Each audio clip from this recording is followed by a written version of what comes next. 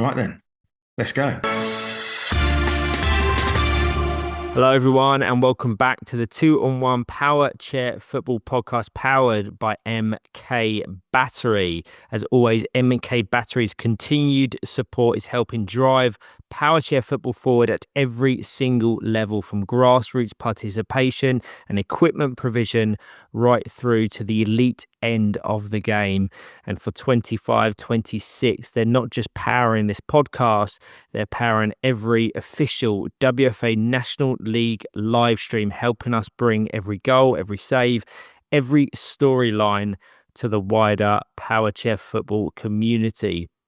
A huge thank you as well to Slater and Gordon, title sponsors of the National League. Their backing has helped elevate both the Premiership and Championship, improving the professionalism, visibility, and the overall standard of the competition. And a shout out once again to Swizzles, whose support underpins our National League awards, recognising the standout performances and moments from each game week. Today, we are recapping Game Week 2 of the 25-26 Slater and Gordon Premiership, another intense, high-quality weekend of football across 2 days.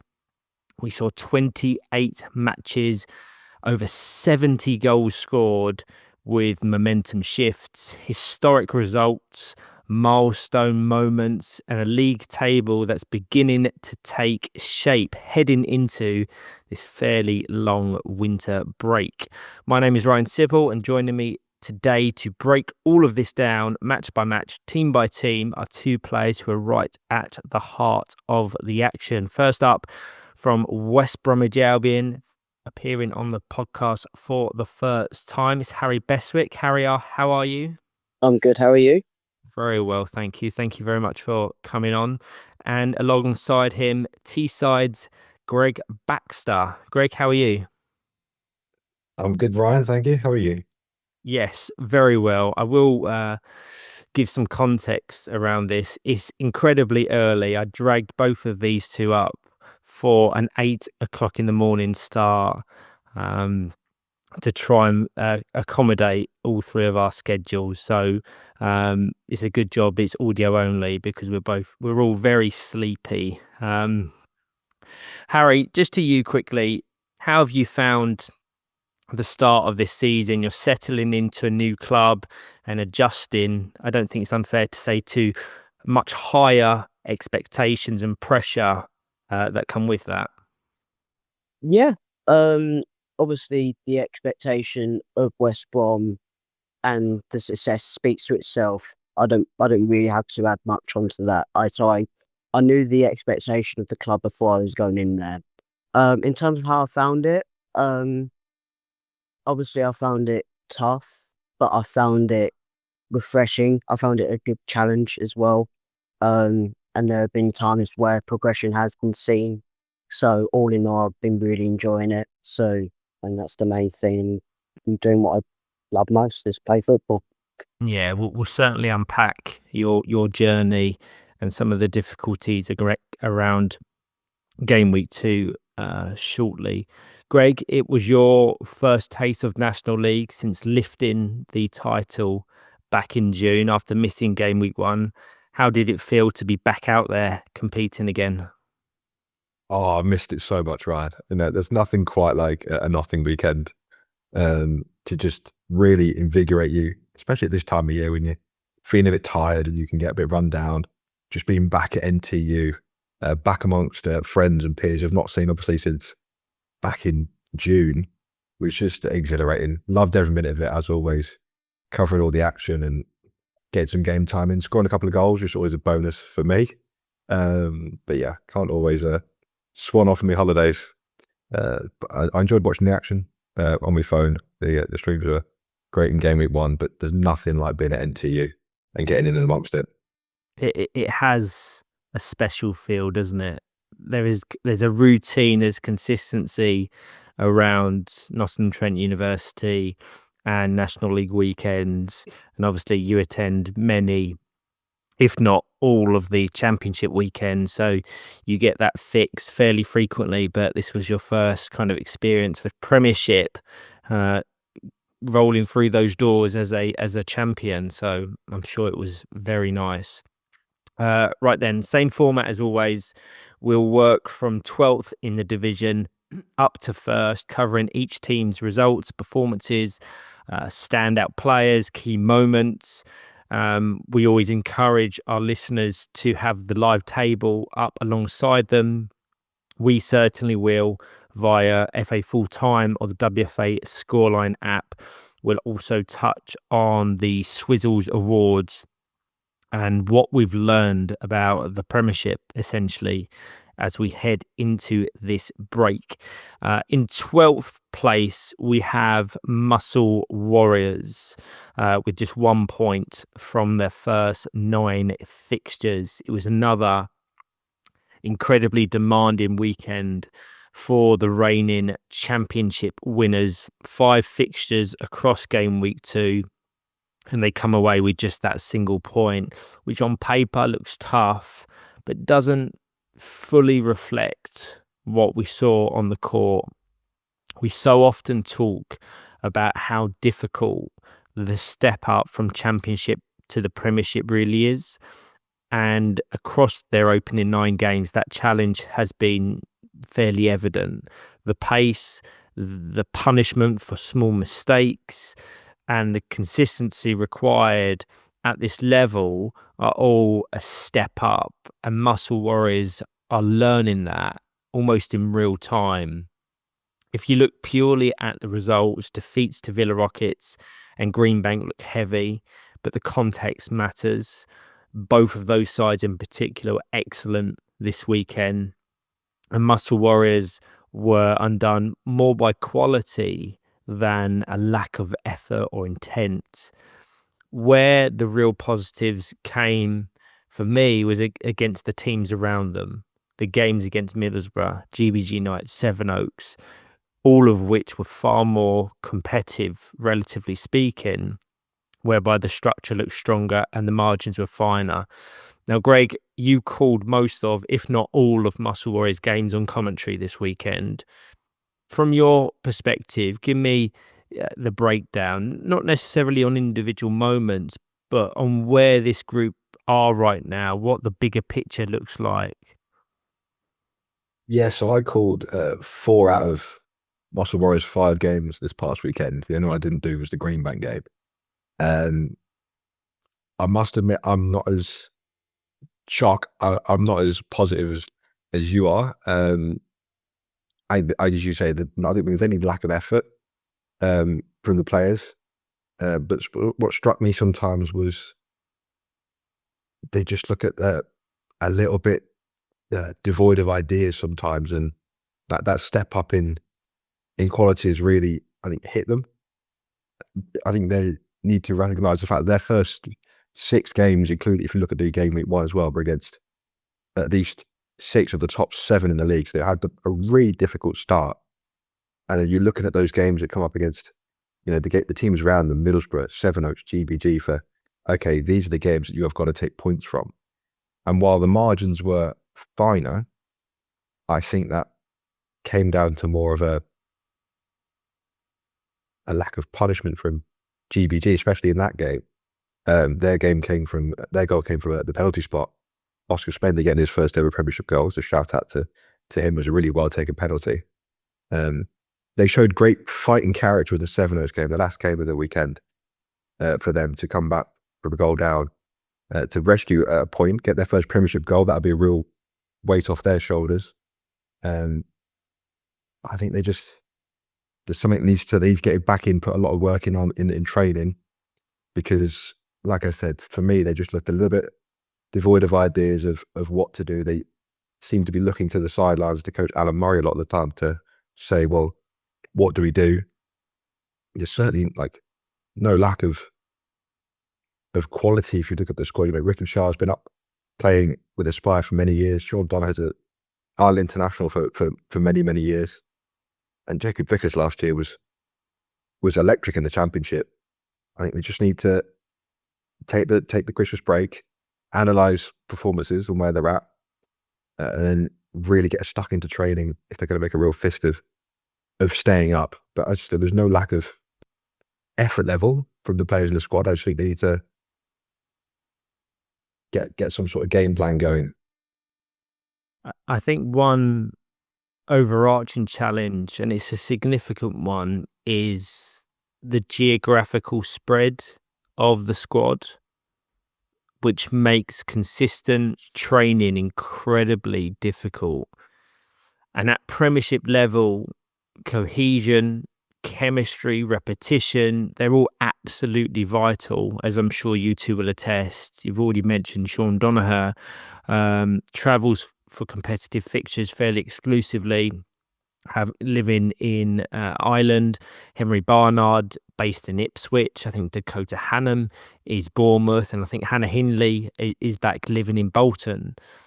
So that makes regular high quality training nearly impossible. Harry, from a player's perspective, just how important is regular training with a consistent group, especially for a team trying to close that gap between Championship and Premiership football? Oh, it's massive. It's absolutely massive, especially when you've got to get a core. You've got to always have a core of your team wherever you want to be in the Premiership, whether that's staying up, whether that's finishing mid-table, whether that's going for gold. You've always got to have a core within your squad, and you've got to have chemistry between the players as well.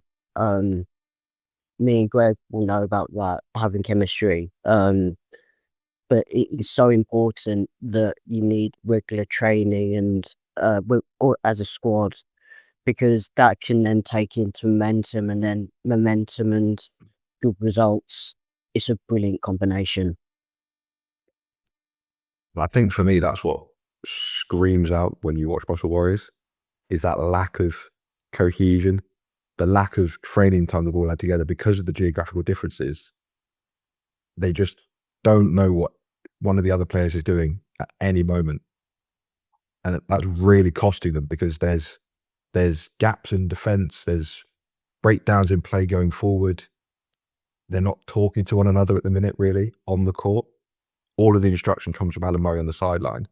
And you need your players in this moment to recognize the situation of where they're at in the league and the importance of the games they have, to step up and go, right, what can we do? Not looking to the sideline all the time to say, what do you want us to do?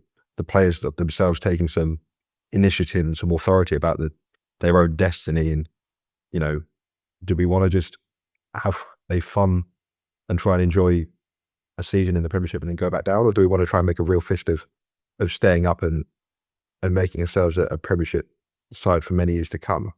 But like Harry said, training is really important, regular training. And yes, there's geographical challenges to that. But if they can't all get on that same wavelength and that same page, they're going to find it a real struggle for the rest of the season. I'm sure they want to get on that same wavelength and that same page, but I just don't know how they do it, because we all know how much of an effort it is to travel up to the likes of Nottingham. So you've both moved in recent years, but it's still a massive effort to access high quality training and fixtures. And that's why I challenge the geographical spread of their players, because it makes it impossible to facilitate regular training. And it's nice to hear from you two just how important that is in the makeup of yourselves as players, in the chemistry, the momentum and more. I think this winter break is going to be crucial for them, whether that's forcing opportunities to train together, playing in regional league competitions, or using their opener in the John Good Group WFA Cup just to get that valuable game time together. Because I think the more they compete, the more they will understand one another's games. If we look ahead to game week 3, it's a challenging one. It's still a fairly daunting ask. They face Greenbank in their opener before reigning champions Teesside. fixtures where anything taken would surely be a huge bonus. Sunday, however, offers slightly more opportunity with Newcastle United Foundation and West Bromwich Albion Throstles, but that's relatively speaking based on the Saturday fixtures. I think they're learning in real time that there are no easy points at this level.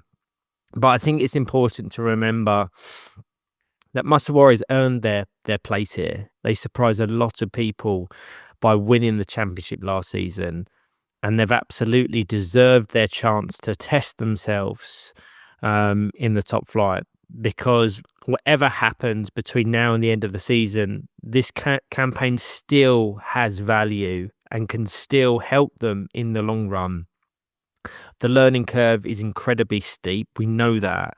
But if they stay connected, they keep building and use this experience properly, this season can be a foundation, not necessarily a setback, although it has been incredibly tough. Let's now progress on to Sevenoaks in 11th. And I'm glad we've got this platform to talk about them properly, because this is a club, this is a group of players that we all love so much. It was a 5-game weekend and they came away with 3 points from a possible 15. So they're off the mark. But to be perfectly honest, results feel secondary when you consider what this group has been through over the last 2 or 3 weeks. Harry, Gregg, there's a reason you're both on today. You've both moved on from Sevenoaks in recent seasons for opportunities that better fit your lives, your homes, your families. But Sevenoaks remains a huge part of who you are. The players and the coaches, the wider community, it stays with you. Even as myself, as someone kind of on the periphery, they are such a special group of players and people. On the 23rd of November, we lost Miles Miller, aged just 24. And that loss has left such a profound impact on so many people's lives. But to see how Kyle Alexander, James Mason, Stanley Ball, and George Shippey went out there in Gameweek 2 with that grief still incredibly raw is something they should be incredibly proud of. They competed in Miles's honour and did so with togetherness and real courage. We all attended Miles's funeral earlier this week, and I think it's fair to say it was one of the most attended services we've ever been to.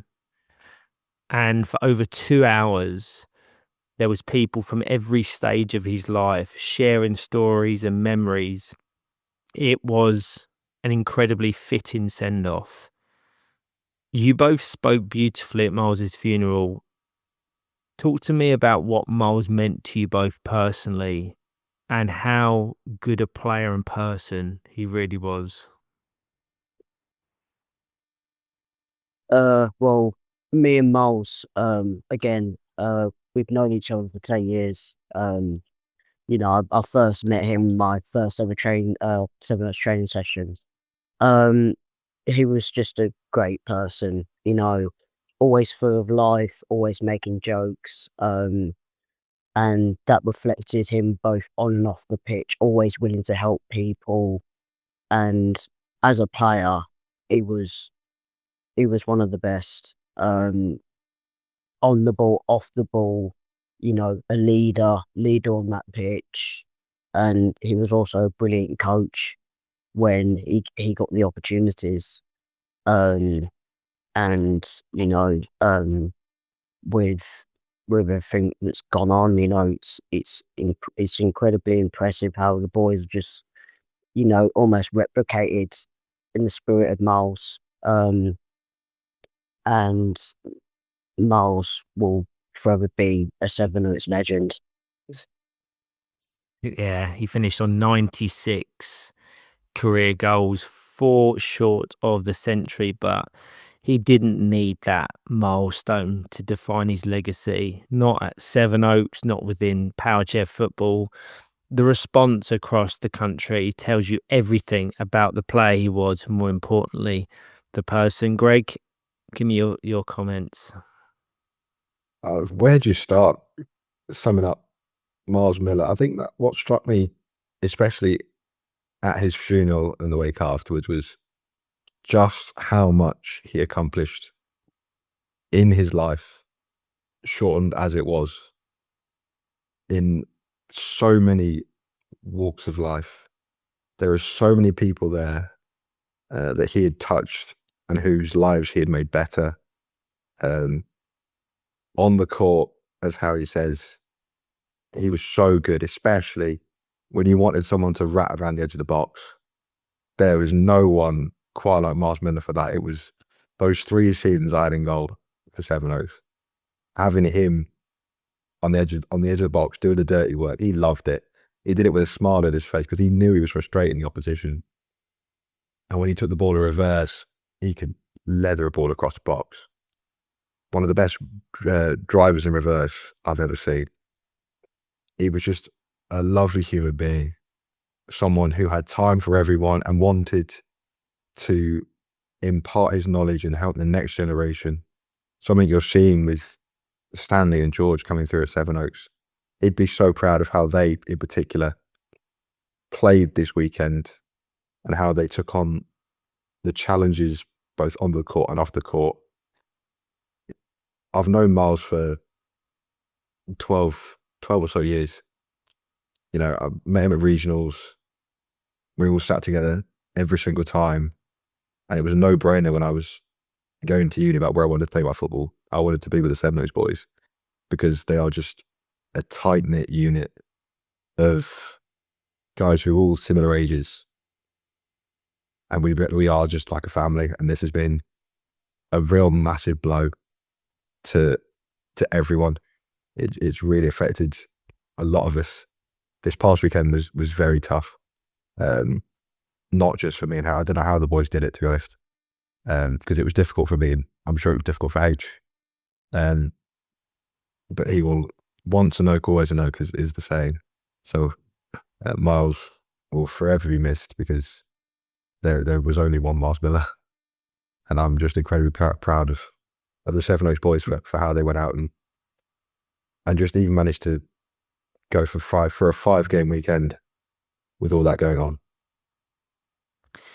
Yeah, something that came up repeatedly at Miles's wake was just how important he was for the way Sevenoaks played. His defensive work, his ability to operate in reverse on the wings, those 180s that he seemed to time perfectly, time and time again. Not to mention his goal scoring. So much of it was noticed, so much of it was unnoticed outside the club. But there has never been a Sevenoaks side without Miles Miller.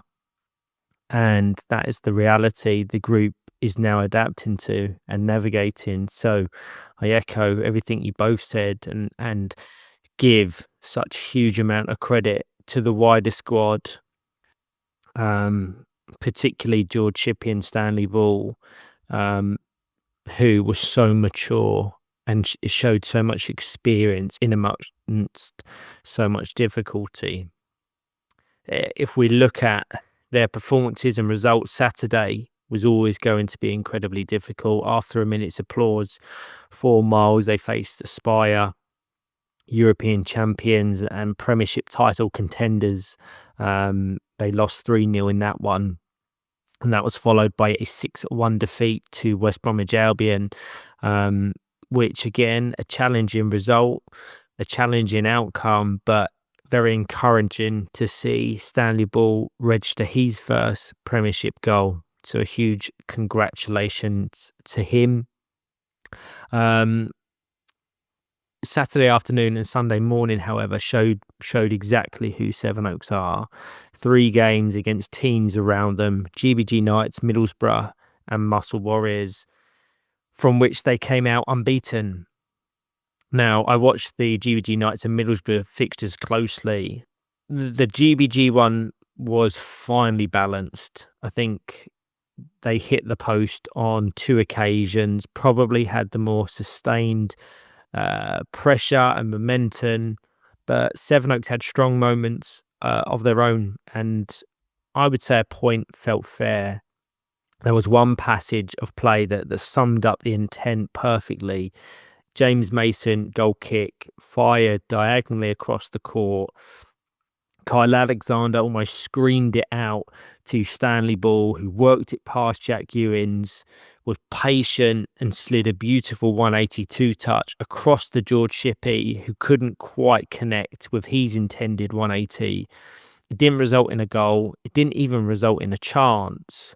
But the ambition and clarity of thought were exactly what you want to see. And that really matters, because this group has only played 9 National League games together. But yeah, you can see the understanding starting to grow and the chemistry beginning to form. Harry, if and when you watched Sevenoaks this weekend, I know incredibly difficult circumstances, but based on the performances, what's your assessment? Again, the Saturday, it's always going to be tough, no matter who you are. You know, playing Aspire, they speak for themselves, in West Brom, you know, that's always going to be tricky. But for a side like Sevenoaks, Sunday was always, I think, always going to be the priority. Again, 3 draws. The GBG game, I watched that.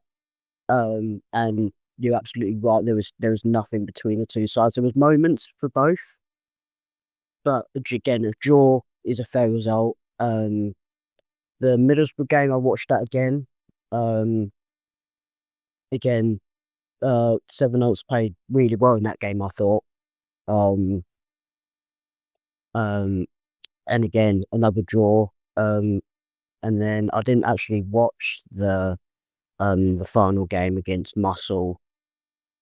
But again, it's that there are so many promising signs, you know, with James Mason's distribution from the back, Kyle with his leadership qualities, and the 2 young wingers who me and Gregg have seen in training while we were at Sevenoaks, and they just provide so many things to come. Yeah, defensively, James Mason was outstanding across the weekend. His partnership with Kyle continues to strengthen, and that foundation is solid at this level. Where they'll want to improve is in the final third. 3 goals across 5 games isn't disastrous, but they'll know consistency in front of goal is key. If we go back to that Middlesbrough game, I think they'll be content with a point. Whilst they played well, Borough were in control, and it did need an own goal to change the narrative slightly. Gregg, you called that Muscle Warriors game. Give me your assessments, because they went 1-0 up. You can go through the passage, but they had a goal disallowed, which could or should have seen them secure their first win of the season. Yeah, it was obviously the last game of a very tiring, physically and emotionally draining weekend for Sevenoaks, I have no doubt. And this had been probably the fixture they would have circled the most. As one, we can get our first 3 points out of. It went 1-0 up, an own goal off Hannah Hindley right before half time, just to get that momentum. And then a really nice ball from Kyle Alexander was fired over, and it was ruled out for a 2-on-1 after the ball had gone in. It was a really fantastic pass and just showed his ability. I've watched it back. I think it's a close one. I think you can argue either way. it's one of those that you've seen given and seen not given. I've got no issue with it being called as a 2-on-1 because there's certainly an argument for it, in my opinion. I think I'd decide on it being probably a 2-on-1. And then it just, and I'm sure that as the lads have watched my commentary back will have realised my only frustration with how they played in the remaining 10 or so minutes was just that game management understanding, was recognising the game situation and how important the 3 points would have been, and just not closing the game out as well as I think they could have. Yeah, I understand that, but when you consider the inexperience of 50% of their squad, with this being only Stan and George's second ever weekend in the Premiership, it's almost understandable, and you need those lessons to then take forward. Yeah, I was more going to suggest that not the wingers as such, because I think they especially played really well. Like I said, they had to show real levels of maturity, far beyond their years and their experience this weekend, George and Stan. You know, they have been thrust into a really difficult situation. You know, they probably would have expected one of them to play alongside Miles all season, and then just swapping game time between them. Now they've got no choice but to play 40 minutes of football every single game. They still created some lovely moves as well. James Mason, when he connects with the ball, his passing distribution is excellent. And I think they did need that lesson of, that if we buried a couple of chances we'd have taken, them would have been out of sight.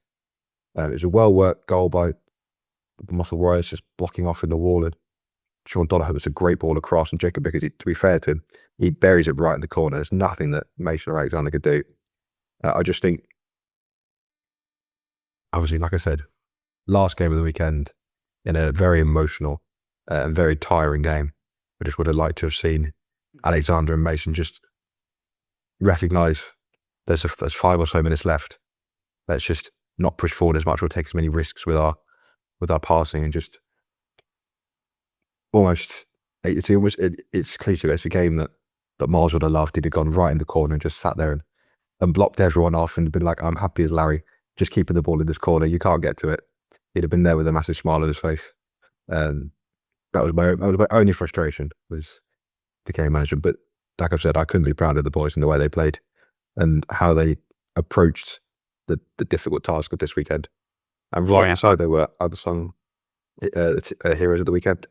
Yeah, deservedly so. Voted the Swizzles unsung heroes of the weekend fairly unanimously, which speaks to that widespread appreciation for their efforts.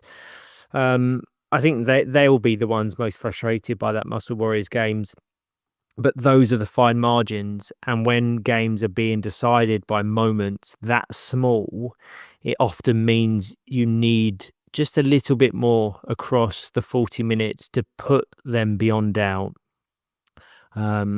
Looking ahead to game week 3, another demanding test. Villa Rockets, back-to-back weekends fixtures against West Bromwich Albion, and then they face Teesside and West Bromwich Albion Throstles. The Premiership is relentless, isn't it? It's unforgiving, and it asks a lot of every group involved. But regardless of how Sevenoaks competed in game week 2, irrelevant of how the season finishes for them, the way they've carried themselves, especially over the past few weeks, it speaks volumes about the club. And they're playing, as they're certainly doing, Miles Miller proud. Let's now progress on to GBG Knights in 10th. And I think they're one of the more interesting teams in the league right now. 5 points and just 2 goals from 9 games might not look like much at first glance, but for me that doesn't really tell the story. The more I've watched them across game weeks 1 and game weeks 2, the more convinced I am that they're developing into a really good Premiership side. What's impressed me most isn't necessarily the results, it's the things you don't always quantify. The togetherness, the organisation, the balance of the squad. And right now, based on everything I've seen, I actually think GBG Knights are in a relatively strong position in the kind of survival picture.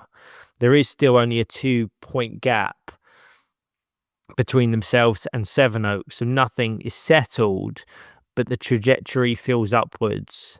And compared to some of the challenges we've talked about with Muscle Warriors and Sevenoaks, I can see a clear route for GB Knights to still be playing Premiership football again in 26-27. Gents, from your perspectives, what you've seen so far this season, do you agree GBG Knights feel like a team kind of on an upward curve? And if so, what's the biggest change you've noticed? Well, firstly, for GBG Knights this weekend, they got 3 points against the team that's around them. Unlike the previous two we just mentioned, they actually got a win against Muscle Warriors. I think Oscar Smedley scored from the spot, as we mentioned earlier, and that's massive. If you want to make your claim going forward, if you want to stay in the Premiership, you know, winning games is the biggest thing in this sport and in football as a whole. You know, you've got to do it when it matters, and I think GBG has the capabilities of doing that. I was really impressed with how they stuck together, and their weekend really couldn't have got off to a better start. You called it, Ryan. I didn't. Although you won't be surprised to know that I had one eye as the game on the court 8 dwindled to a victory for the Rockets, and I knew the story that was developing on court B. I had one eye on the game I was calling, but one eye on court B, and just the defensive effort and shift they put in to get that point against West Brom was just incredible, right? Yeah, completely. I don't want to pick at a scab, Harry, but I was raving on commentary about West Brom's control following that early opener from Chris Gordon.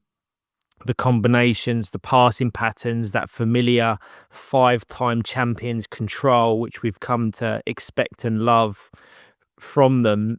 And I thought that opener would be the catalyst for you to go on, dominate the weekend and put yourself back into the title conversation. But my God, did GBG Knights have other ideas? They were defensively excellent from that point on. They were disciplined, they were organised, they were patient, and they punished West Brom perfectly on the counter, which is always the risk with the system that West Brom play. It all starts with Jack Ewins in the centre, reading the passing lanes, intercepting it and releasing Kai Shah, who was playing in reverse, as all wingers should, back to goal, advances down the left wing and just flicks his chair perfectly into the side of the ball and guided it over the line. A brilliant goal and a huge point because West Brom couldn't find a way through after that. Give me your assessments from that game, H. Yeah. You pretty much hit everything on the head. Like, early that game, us as West Brom, we had control, really good control of that game. Got the early goal, and it was, I think the feeling in the camp was get the second and then, you know, just manage the game after that. But as fair play to GBG, they hung in there. You know, stay strong defensively. As you mentioned, Jack Ewins was again very good defensively in that game. And they took their moment when they got it. And a point at this stage of the season for GBG against West Brom is a massive point. Because you know, that could speak volumes, say, at the end of the season. and fair play to GBG. They hung in there, stayed strong defensively when they got the equaliser, and they got what they deserved. It is going to be such fine margins come season's end, and it wouldn't surprise me if we saw single point swings be the difference between survival and relegation. I have to say, back on their performances and their players, Jack Ewins has become one of my favourite players to watch in the division. He is so underrated. He covers every inch of the court and essential to everything GBG Knights do, whether that's his defensive work, his link-up play, helping to build attacks.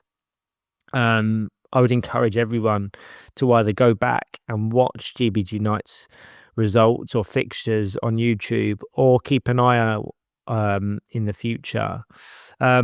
There is one result that stands out clearly when you're referencing their results, and that's the 7-0 defeat to Leeds. On paper, incredibly heavy, dominant, one-sided, but context matters. Leeds hit a completely different level in Gameweek 2, which we'll come on to discuss later in the episode.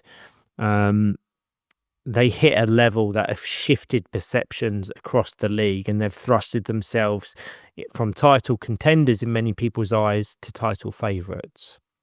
So I don't think that scoreline reflects where GBG Knights are. We've spoken about the 0-0 draw with Sevenoaks, a game where GBG probably had the better chances, the more attacking territory. They'll be the ones disappointed they're not coming away with 3 as opposed to a single point. And then the 1-0 win over Muscle Warriors. The penalty dispatched by Oscar Smedley was great to see him off the mark. It was also great to see him in a more advanced role, because he was used conservatively in Game Week 1. But my word, can Oscar Smedley play football? One of the brightest young talents in the country. And I've got a lot of respect for how Kai Shah is managing him. He's being introduced gradually, learning multiple roles within the squad and gaining experience against elite opposition. And that will help him significantly kind of in the long term. If we reference in the final game, it was a narrow 1-0 defeat to WBA Throstles, but another very strong performance. Early on, GBG Knights had the momentum, the possession. They forced Throstles into a tactical change, bringing Amy Lee Julian on, shifted the balance. But GBG will take real positives from how competitive they were in every game beyond that Leeds defeat. Game week 3, however, is fairly brutal. Leeds, Greenbank, Aspire and Villa Rockets. On paper, they'll be underdogs in probably all of those fixtures. But the work they've done across the opening 2 weekends matters. They've built that belief, the resilience, and crucially, somewhat of a buffer over the relegation zone. And for a newly promoted side, that's exactly where you want to be. Let's now go to Middlesbrough in 9th, and they come out of game week 2 with 4 points from a possible 15. 4 points really well earned. More importantly, the points they got came in the games where they needed to be competitive. And that is really important. Boys, when you look at Middlesbrough across the weekend, results aside, did you see a team that looks equipped to manage another season in the Premiership? Yeah. For me, I think Middlesbrough are just one of those sides that are, for a team, so for us at Teesside and for Harry West Brom, they are a pain in the backside to break down at times. They are a combination of Hanif and Found in the middle is for right now very good, and for the future looks very promising. because they don't concede many. They can really break you down and just grind out and make it a war of attrition. And all of a sudden, Hanif can hit a 180, and the options they have on the wings as well, they're a young squad, but they're a very exciting squad at the same time. And for me, I think they've got all the makings of a team that can make a real fist of. Again, completely avoiding playoff positions altogether and securing safety. Just straight up, they did their job this weekend. They got the points against teams that were below them. Possibly would have liked to have got 3 points against Sevenoaks and not given away the own goal. And then they'd be saying, look, we're on 9 points after 10 games, almost at a point a game. If we do that, we're guaranteed to stay up. So job done for Middlesbrough this weekend, and again, just really solid. H. Yeah, just to back up Gregg's point about the solidarity of Middlesbrough, because they just have such a good defensive foundation. If you have a good defensive foundation, there's a good possibility you don't lose the big games that you need to win, and that will be massive. That's massive. Again, Middlesbrough. Again, they're just a really well functioned outfit. They know their jobs, each player, and they get jobs done when it matters most. Yeah, I mean, across the weekend, for me, I saw a team that understands where they are, understands the battle they're in, and knows exactly which fixtures matter most if the goal is to retain Premiership status. And because of that, I come out and away from Gameweek 2 feeling very positive about where they are. If we break down some of their results, their weekend opener was against Greenbank, a very narrow 1-0 defeat. A game I was commentating on Court B, and I'll be honest, it's quite possibly one of the most frustrating games of football I've ever called. Greenbank found the opener, dictated possession, took a slender lead into half-time, and in the second half, almost exclusively, the ball lived between the chairs of Kath Goldsborough and Marcus Harrison. Marcus Harrison, in particular, made it his mission to lock the game up, screening the ball from his own half, slowing everything down, and completely controlling the tempo. And I genuinely encourage people to go onto the WFA's YouTube, find Greenbank Middlesbrough, flick to the second half just to see how effective, how infuriating Marcus is to play against. It wasn't pretty on the eye, but it was brutally effective. And from a Middlesbrough perspective, there's not a great deal more they could have done. If anything, I would see it as a sign of respect. Greenbank have the players to go and chase a 4-5 goal lead if they want to. Player for player, they're one of the strongest squads in the country, but they chose not to take risks. They didn't want to gift Middlesbrough a chance. And if I'm Middlesbrough, I'm wearing that as almost a badge of honour. You've both come up against Marcus Harrison several times within your careers. Talk to me about how frustrating he is to play against. Starting with you, H. Well, he's certainly something, that's for sure. No, he's absolutely quality. On the ball, we know his dribbling abilities and when you go into for a battle with him, he's one of the best in the country, let alone the world, at it. And again, he just knows what to do based on where he is on the pitch. Whether that's to shut games down just by parking on the side of his chair, or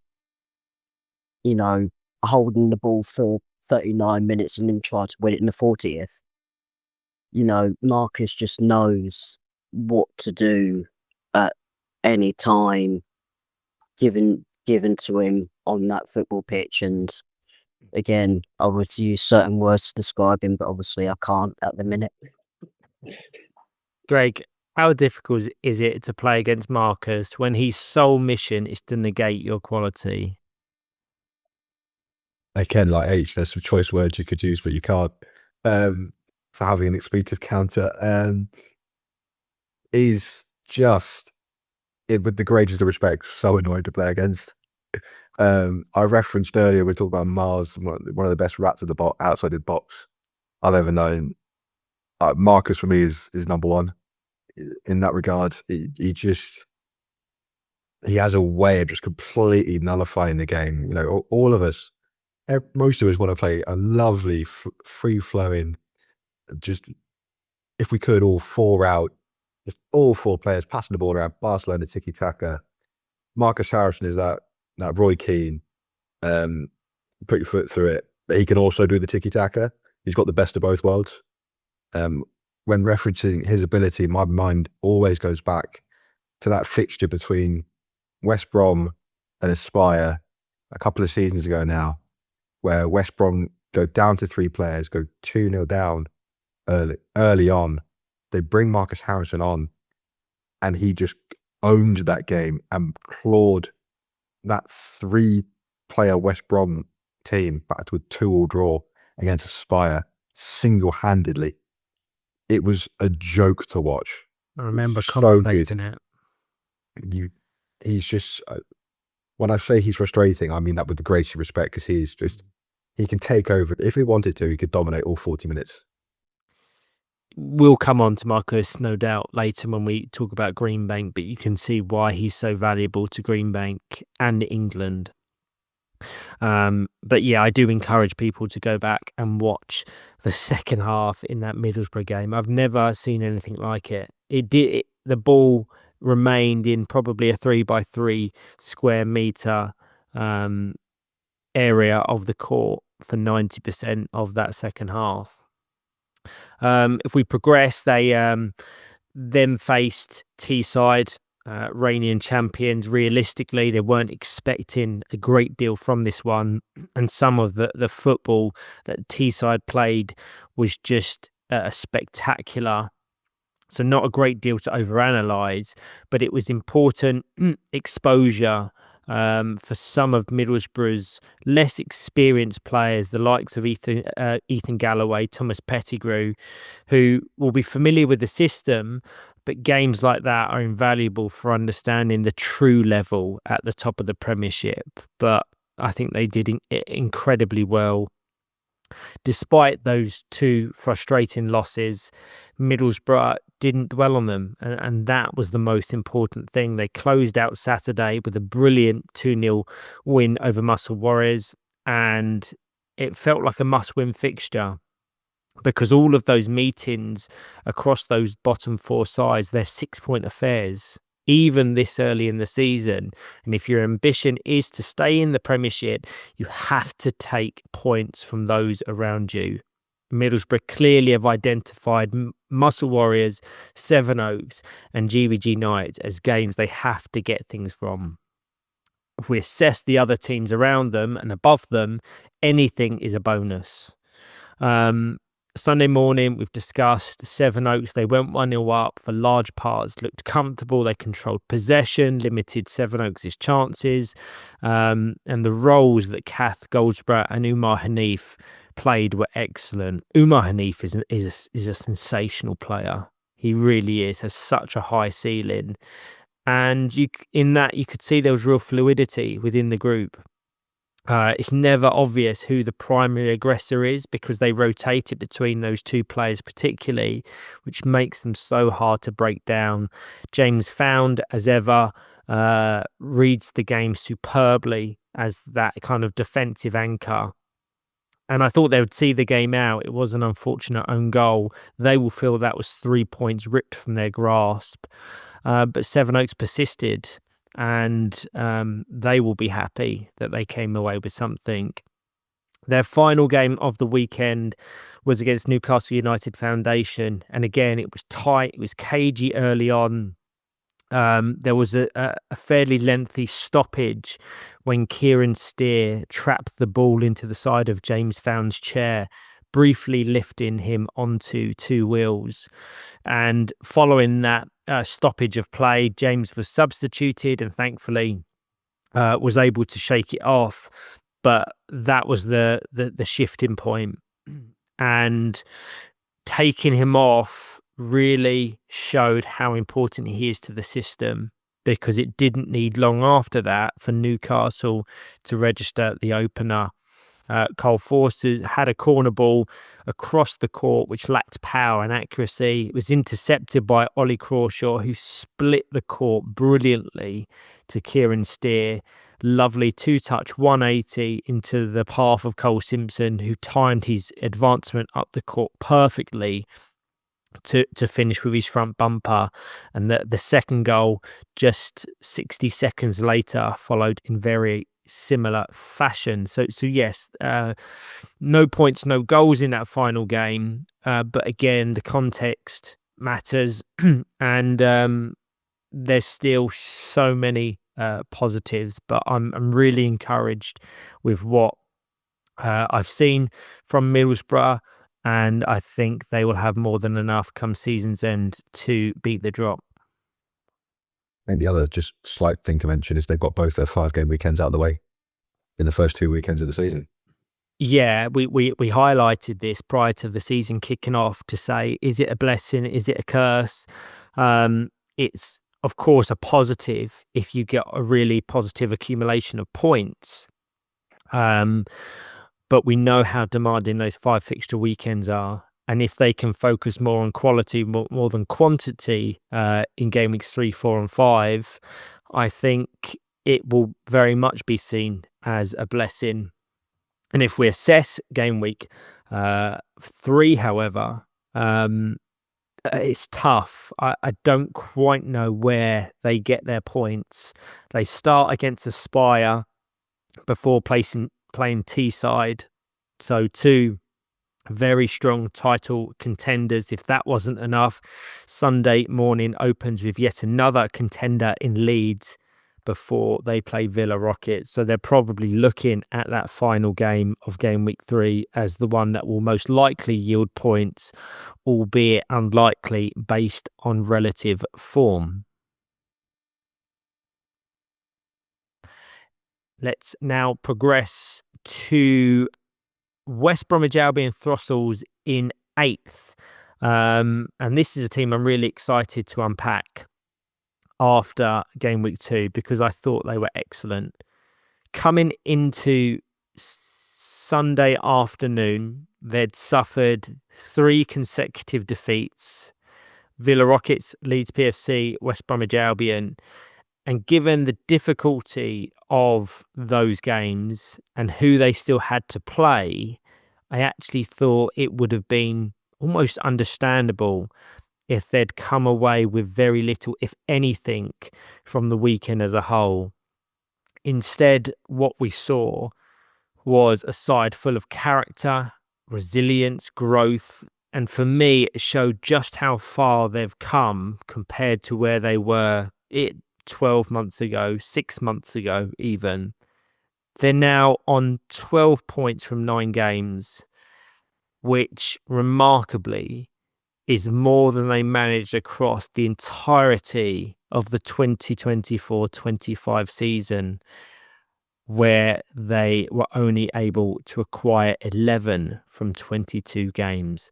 I'm going to pass it over to you. Watching Throstles across the weekend, did you see a team that's turning a corner and starting to really believe in their own ability? Starting with you, H. Yeah. Also, I didn't be able to watch much of them because they played the same time as I did. But from what I saw, and for what I've seen, and they're definitely turned a corner. In how they play, and I think the personnel has helped them as well. The acquisition of Thomas Donoghue has given them the extra platform of the extra bit of quality when it matters. They picked up some massive wins. One this weekend especially, against Greenbank. That was a massive win for them. And so I would say they're definitely turned the corner. Gregg? I didn't have the pleasure of watching much, if anything, of Throstles, other than, again, no shot to you, Ryan. Last came on the Sunday when the game on Court A was getting to a foregone conclusion, and the game on Court B, you played yourself very well this weekend, Ryan, was getting very interesting over the last 5 or 10 minutes. So obviously I had one eye on the Leeds Villa game I was commentating on, but obviously one eye was drifting over to Court B to just see if the story that was unfolding would carry on as it was. And what I could see out of that one drifting eye was an excellent, really just such a good defensive effort from Throstles. Reg Kemp especially in that middle was just outstanding from what I could see. Obviously I was paying attention to Court A, but the goal from Tom's Donoghue, like I say, having a 3-game Sunday can be especially difficult. Last game, 4:15 on a Sunday, rare games. They're horrible to play in, especially when you're playing a team like Greenbank. So to come out with a 1-0 win is just exceptional from their point of view. Yeah, I will preface very quickly to say that when it comes to commentary allocations, I just select one court for the entirety of the weekend. I don't cherry pick fixtures like yourself. In addition to that, it's my biggest frustration is when the commentators on Court A or B, vice versa, find themselves watching the other courts and are more intrigued and interested in that. So I'm going to put up a screen, I think, going forward. So your sole focus is what's in front of you. I'll preface that by saying, obviously, when the ball went out of play in Court and Court A, you saved yourself. Never when the ball was in play would I switch off and start. I think it would look a bit weird if I started commentating on Leeds and all of a sudden Thomas Donoghue starts playing for Leeds halfway through the game. So only when the ball's come out of play that I will just briefly glance over to see what's going on Court B. That's fine then. Unlike you two, I watched a lot of Throstles, so I'll do my best to kind of break down what I saw. The first, obviously beyond those 3 defeats, the first key fixture was against GW2 Knights. It was tight, really cagey for me. To your point, Gregg, Regan Kemp was immense. He is such a difficult player to break down and seems to block almost everything that's fired into the box. What I found really interesting across the weekend was how flexible Throstles were with their central partnership. When they wanted to be more conservative and defensively minded, Path Gatquad was used as the deepest player, something I haven't seen them utilise before. When they wanted to be braver, more proactive, Regan dropped back and Amy Lee Julian came on to progress the ball up the court. And it was only after making that change against GW2 Knights that they really gained a foothold in the game, more momentum, more attacking success, finding the channels. From there came a brilliant winner with Abigail Bolt, combining beautifully with Thomas Donoghue, a partnership that's becoming a real theme for this side. We saw it in Gameweek 1. That repeated itself across Gameweek 2. And we've spoken a lot how battles at the bottom of the table are effectively 6-pointers, even this early in the season. Taking points off teams you're likely to be competing with for Premiership survival is absolutely crucial. And this was exactly that. Onto that Greenbank game, I don't think many, myself included, gave Throstles much of a chance from forgetting anything. But what unfolded across the 40 minutes impressed me massively. Greenbank are almost the pioneers of stubborn, controlling, defensive football designed to negate the quality of the opposition And in that game, Throstles essentially gave them a taste of their own medicine. They stayed compact, disciplined, patient, and hit on the break. A swift counterattack, capitalizing on a moment of confusion in the Greenbank system where they continuously rotate their pivots. And once again, it was Thomas Donaher applying the finish. His goals alone secured 6 points across the weekend. And those 6 points could be absolutely crucial when we look back at where this season finishes. Thomas Donaher deservedly found himself in the fantasy team of the weekend, and his influence in those big moments is becoming almost impossible to ignore. And they now sit on 12 points, level with Villa Rockets, only 4 behind West Bromwich Albion and Newcastle United Foundation. And I personally think Throstles will have really high hopes for the season ahead. We often say that somewhere between 13 and 17 points is usually enough to move clear of automatic relegation conversations, and the higher end of that bracket would also probably clear the playoffs. So they're almost, if not already there. So I hope they can play with a little bit more comfort and stability now, knowing they've done enough in Game Weeks 1 and Game Weeks 2 to ensure they're a Premiership side next season. Just want to talk about Abigail Bolt, because I think she deserves huge credit. She looks settled, she looks confident, she's thriving with the added responsibility of leading this team as coach, And we've already spoken about that really sensible, shrewd rotation of the central pairing. One thing that I will note, Jonathan Davis and Amy Wharton were used very sparingly across Game Week 2. Both have been part of this setup for years. Both are important to the identity of the club.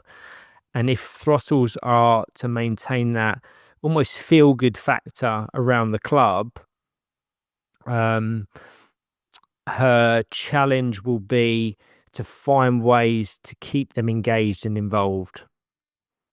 One thing I will end on, because it will be picked up on if I don't, Amy Lee Julian was extremely fortunate not to see red for her challenge on Lewis Harris. We're laughing about it now. Clips have gone round, but in truth, it did cross the line. And I never want to dilute physicality from this sport. We've seen plenty of big challenges this season, but there is a line, and also respect for officials matters.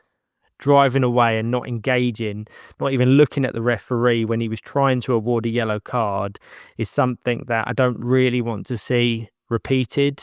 If it's happens again.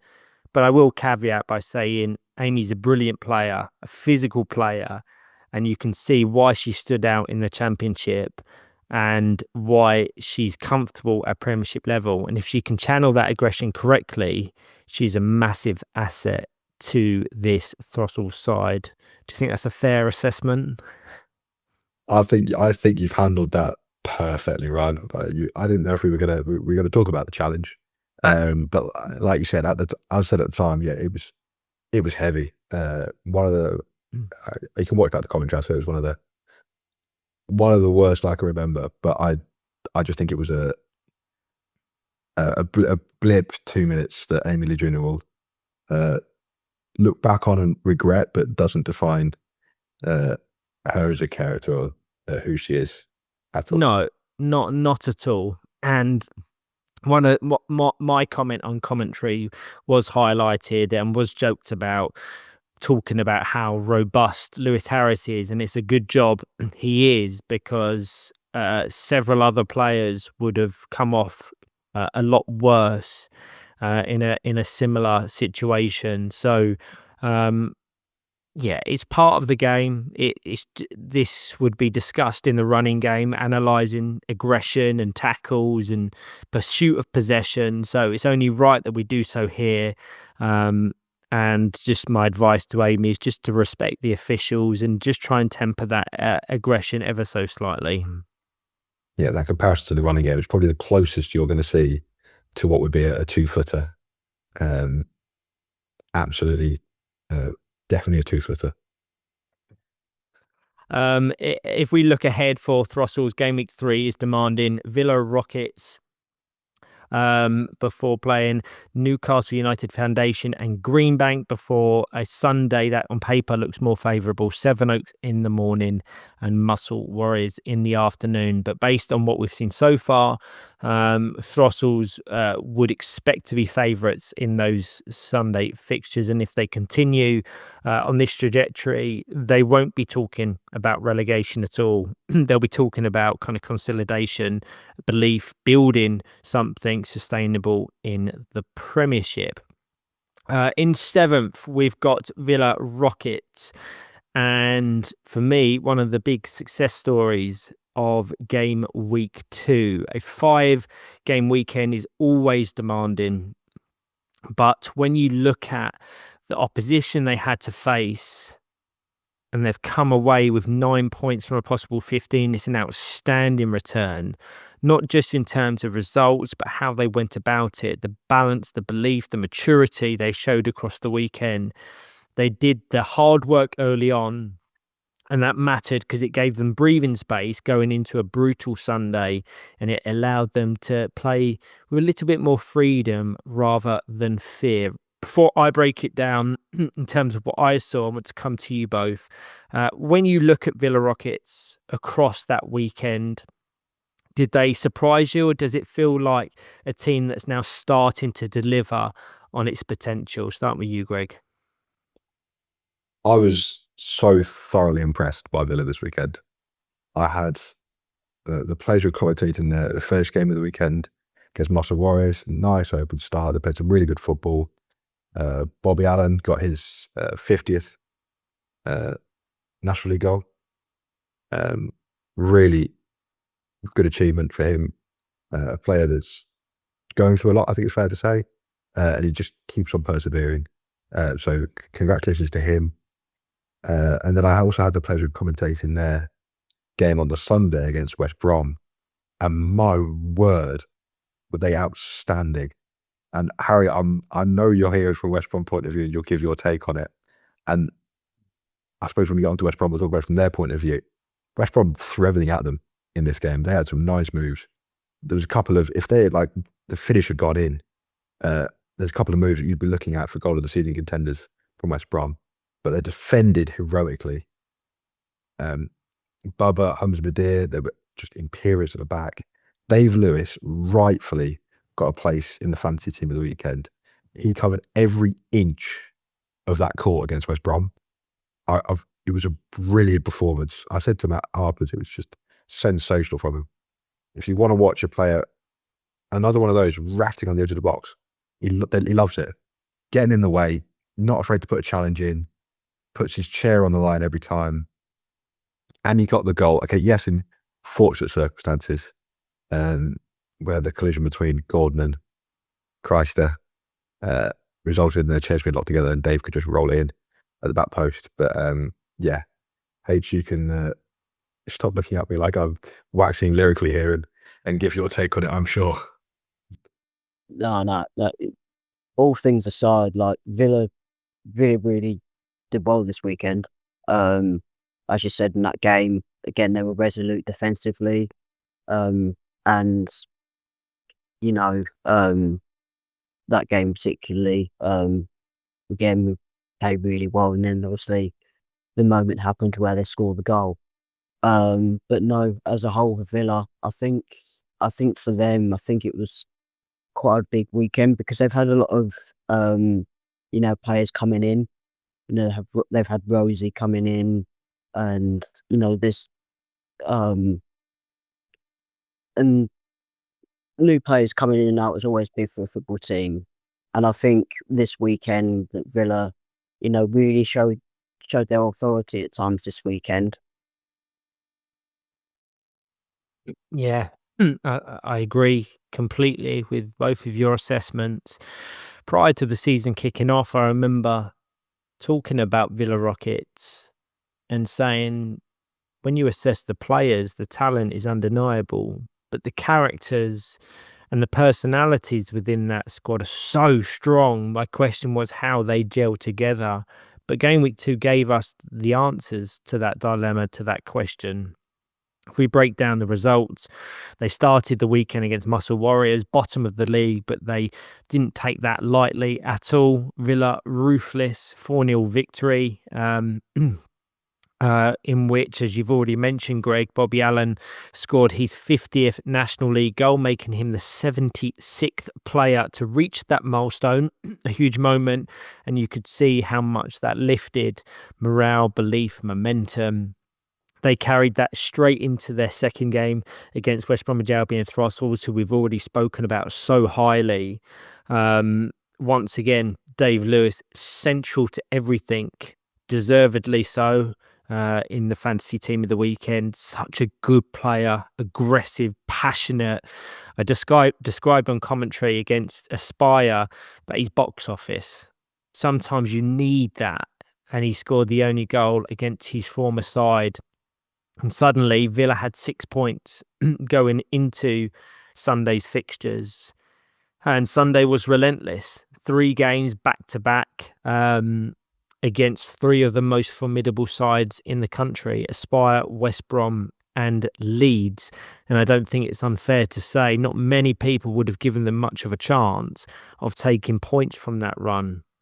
But the work they did on Saturday took all the pressure off. Against Aspire on Sunday morning, Villa were excellent.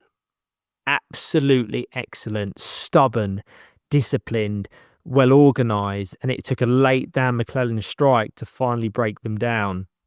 The battle between John Boldin and Dave Lewis was one of the best individual duels I've seen in quite some time. It was elite level football, and I encourage anyone to go back and watch it. And it sounds like that was shared and echoed across the West Bromwich Albion game as well. It was a nice subplot, seeing Rosie Hodgson face her former side at National League level for the first time. And then came that West Bromwich Albion game, a fixture that's been a constant in the National League since 2006. In that time, Villa had only ever beaten West Brom once, all the way back in 2007. Since then, the cumulative score before the weekend was Villa 8, West Brom 86. Incredible. 18 years on, Villa did it again. For that, I need to give a huge shout out to the chief statistician, Jeff Lewis, who provides so much of the detail and colour to these podcasts. But it was a tight, disciplined, fully deserved 1-0 win. And once again, Dave Lewis with a decisive goal against one of his former sides. Harry, just quickly again, you was part of that West Brom squad. What didn't work in your favour, or what did Villa do so well which secured them the win? I think for us it was just getting that goal. We had some obviously brilliant movements and some close misses. So that all comes down to the credit of the Villa defence, to be honest. Hamza and Amir Ali, we call him Bubba, but obviously that's such a solid foundation to build upon. And obviously you have the experience of Dave coming in to help defensively, and then you have either the attacking talent of Bobby or Rosie on the other side that gives you a solid team to win games, and that's exactly what they did against West Brom.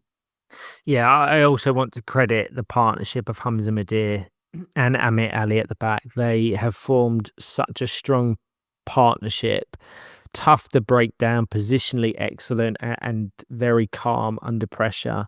Their final game was against Leeds, one of the form teams in the league.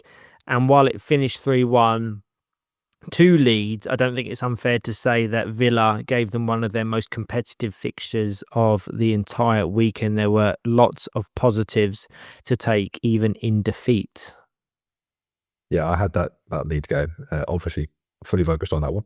But it's one of those, and referee Steve Crum said it as well to the day before time. It's like, some of the goals Leeds scored, you just go, you know what?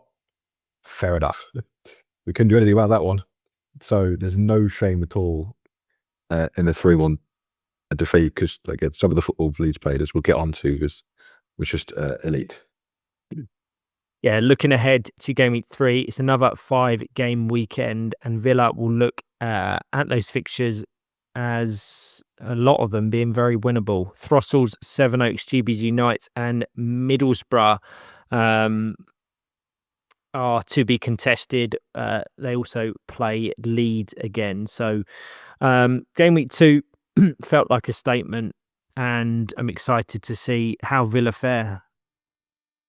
Before we move on from Leeds, from Villa, we had a lovely minute's applause for Sajjad Patel as well. Another player who sadly passed away. I remember he was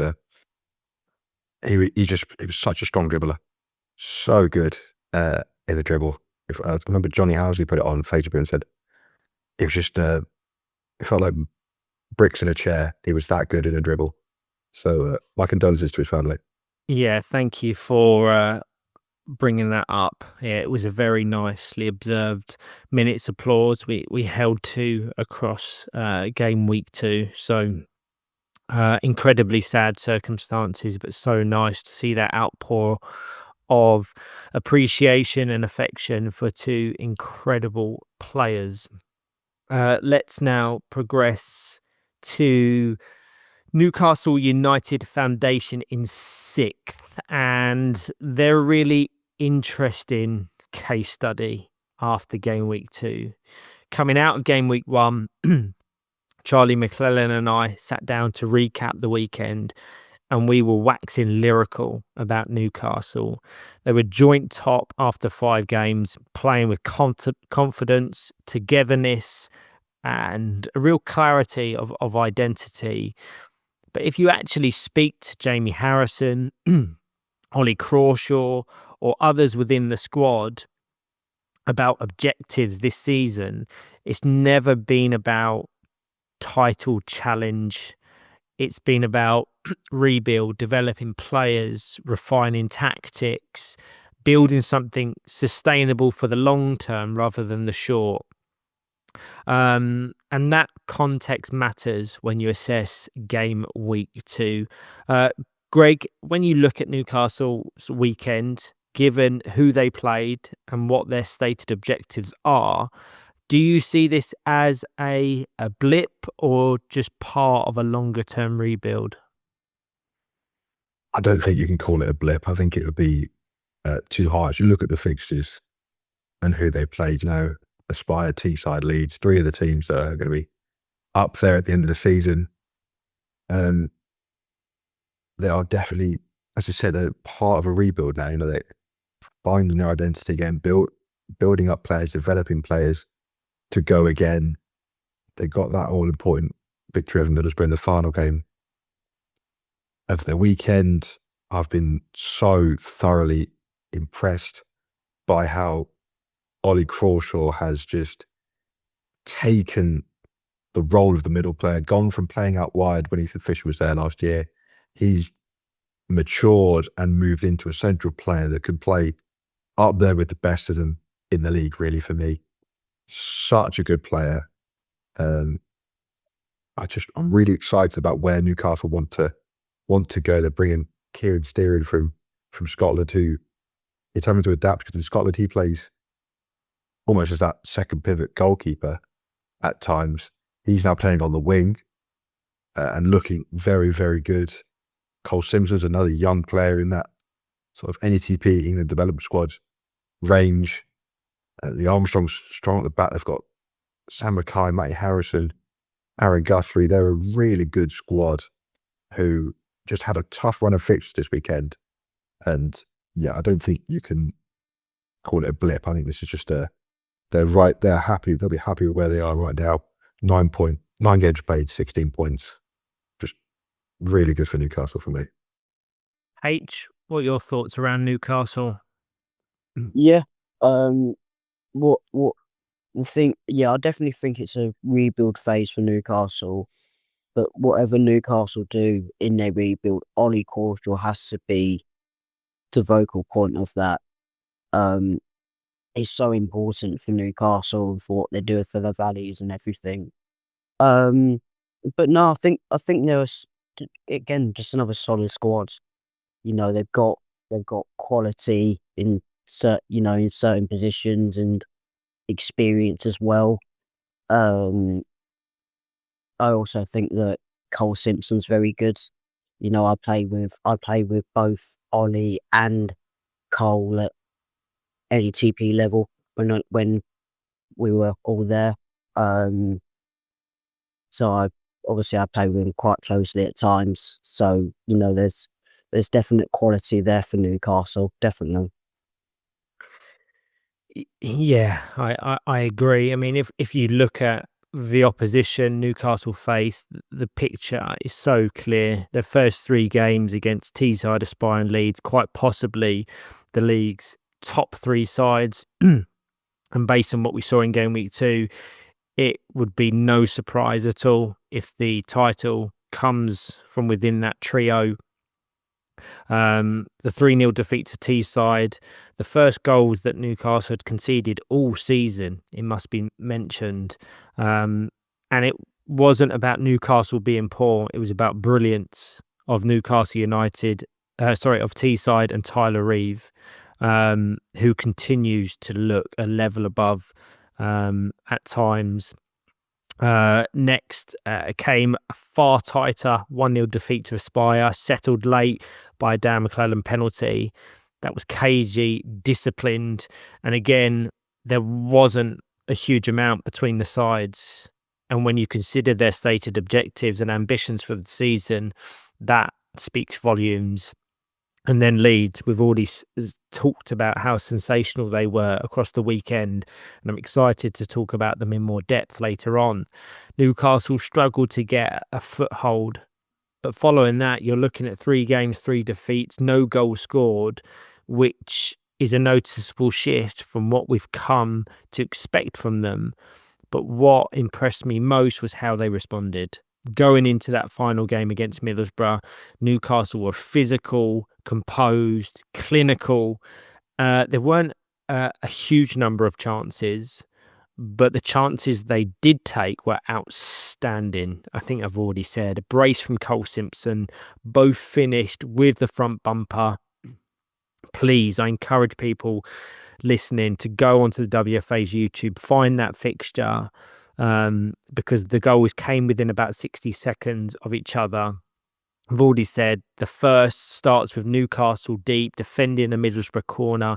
Ollie Crawshaw, who is just a remarkable player, intercepts. We all know how good his distribution is. He splits the court with a pass to Kieran Steer, as you've already said, Gregg, in an unfamiliar role, playing out wide, but you wouldn't have known that he had so much inexperience operating there, because in reverse showed incredible patience, waiting for that support. Once Cole Simpson had gained territory in the Middlesbrough half, Kieran fires a perfectly weighted 180 into the path.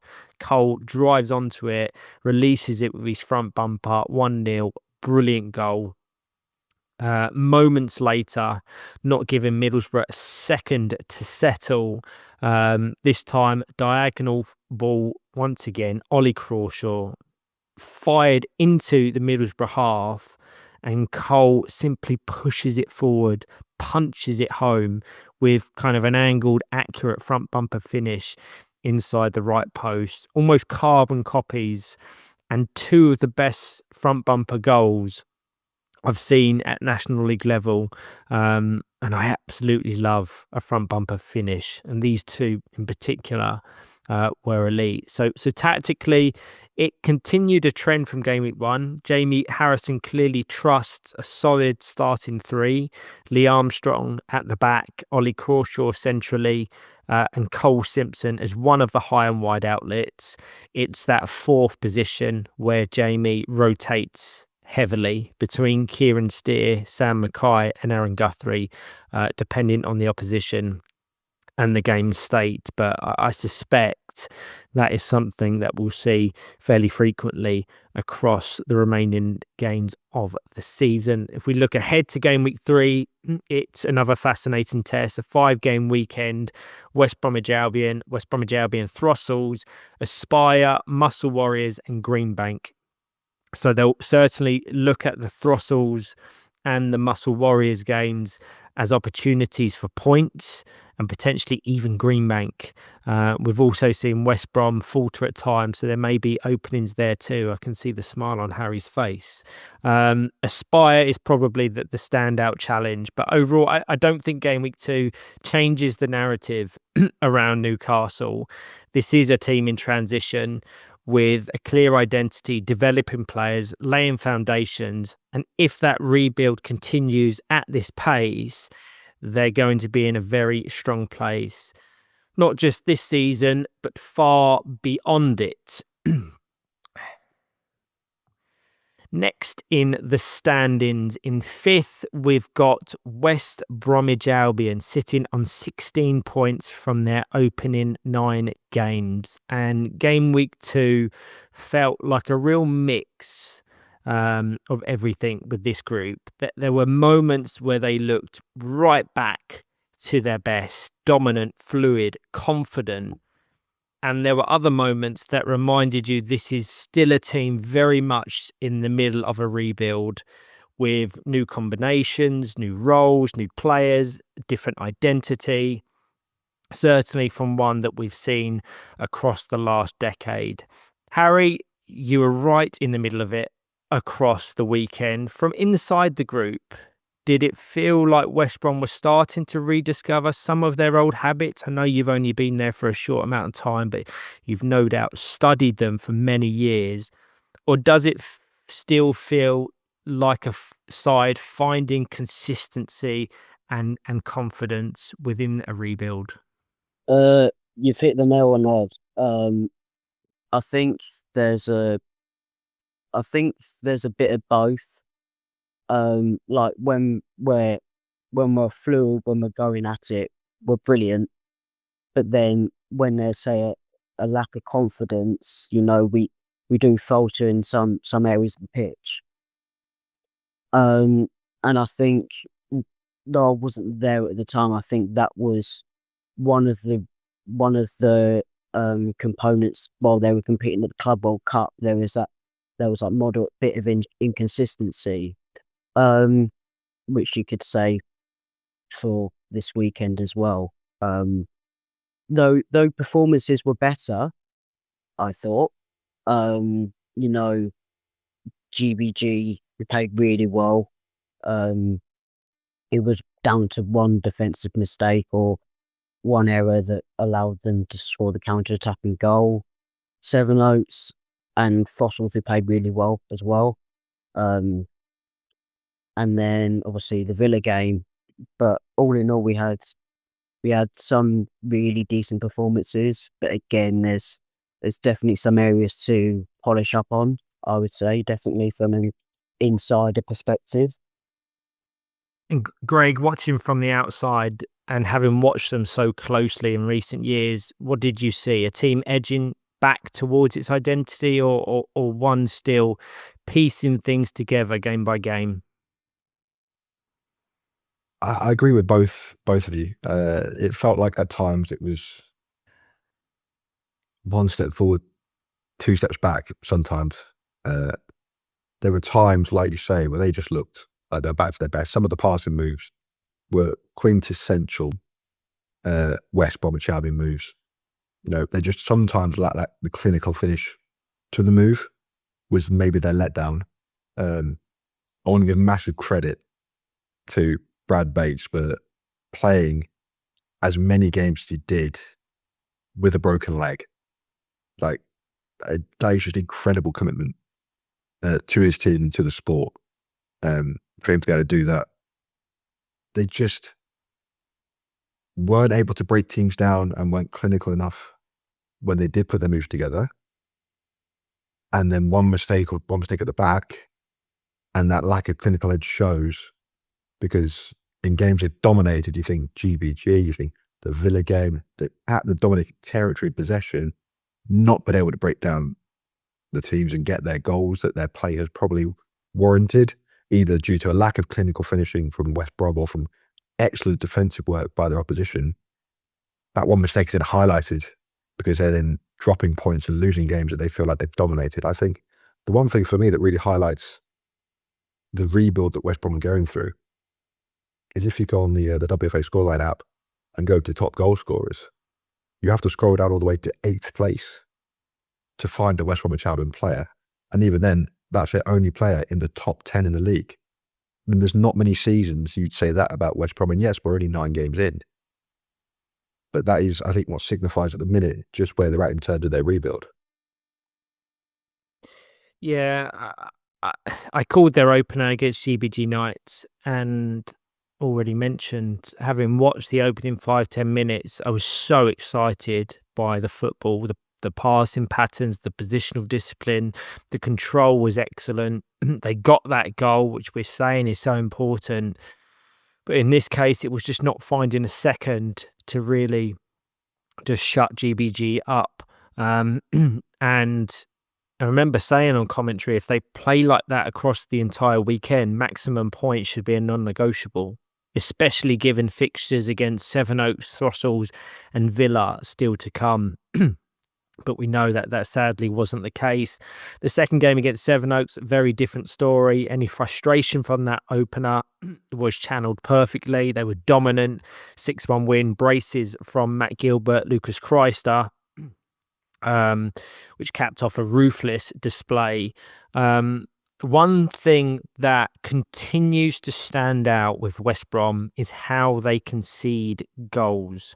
Very rarely, if ever, do teams carve them open through kind of sustained attacking moves.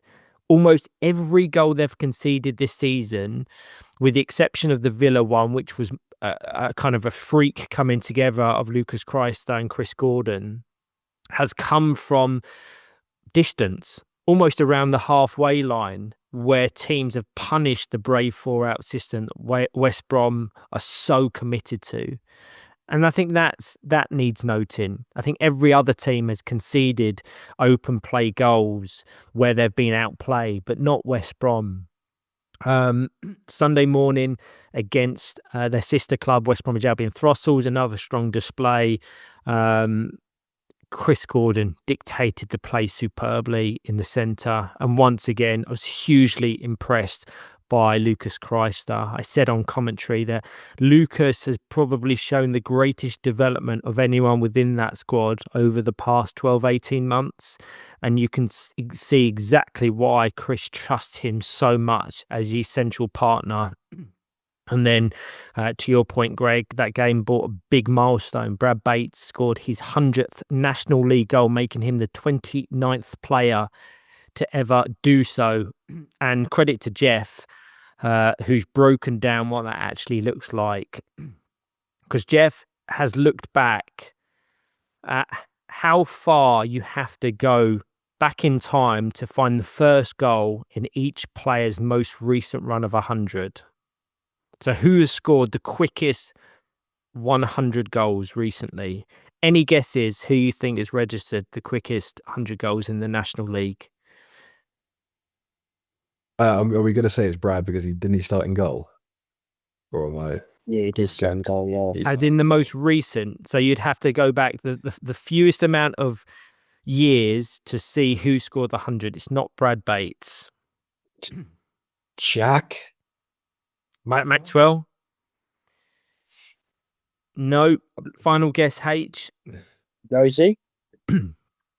No, but all very credible guesses. So Marcus Harrison has scored the most recent 100 goals in just over 6 years, the fastest of any current player. For others, that window stretches back a little bit further. You'd have to go back to 2018 for Ed Common, Jack Maxwell and John Baldwin to late 2017, Rosie Hodgson earlier in 2017, and Dylan Kelsall in 2016. Brad Bates' run stretches back to March 2015. So his 100 goals have been built across nearly 11 years, which I think underlines how hard goal scoring has become in the modern game. What's the look for, Greg? The thing, Marcus didn't score a National League goal until 2019. You're getting confused with it. He's scored, in the most recent run of 100, he has well more than 100 goals. Oh, right. Okay, right. Oh, that's why I got confused. Okay, Yeah. my bad.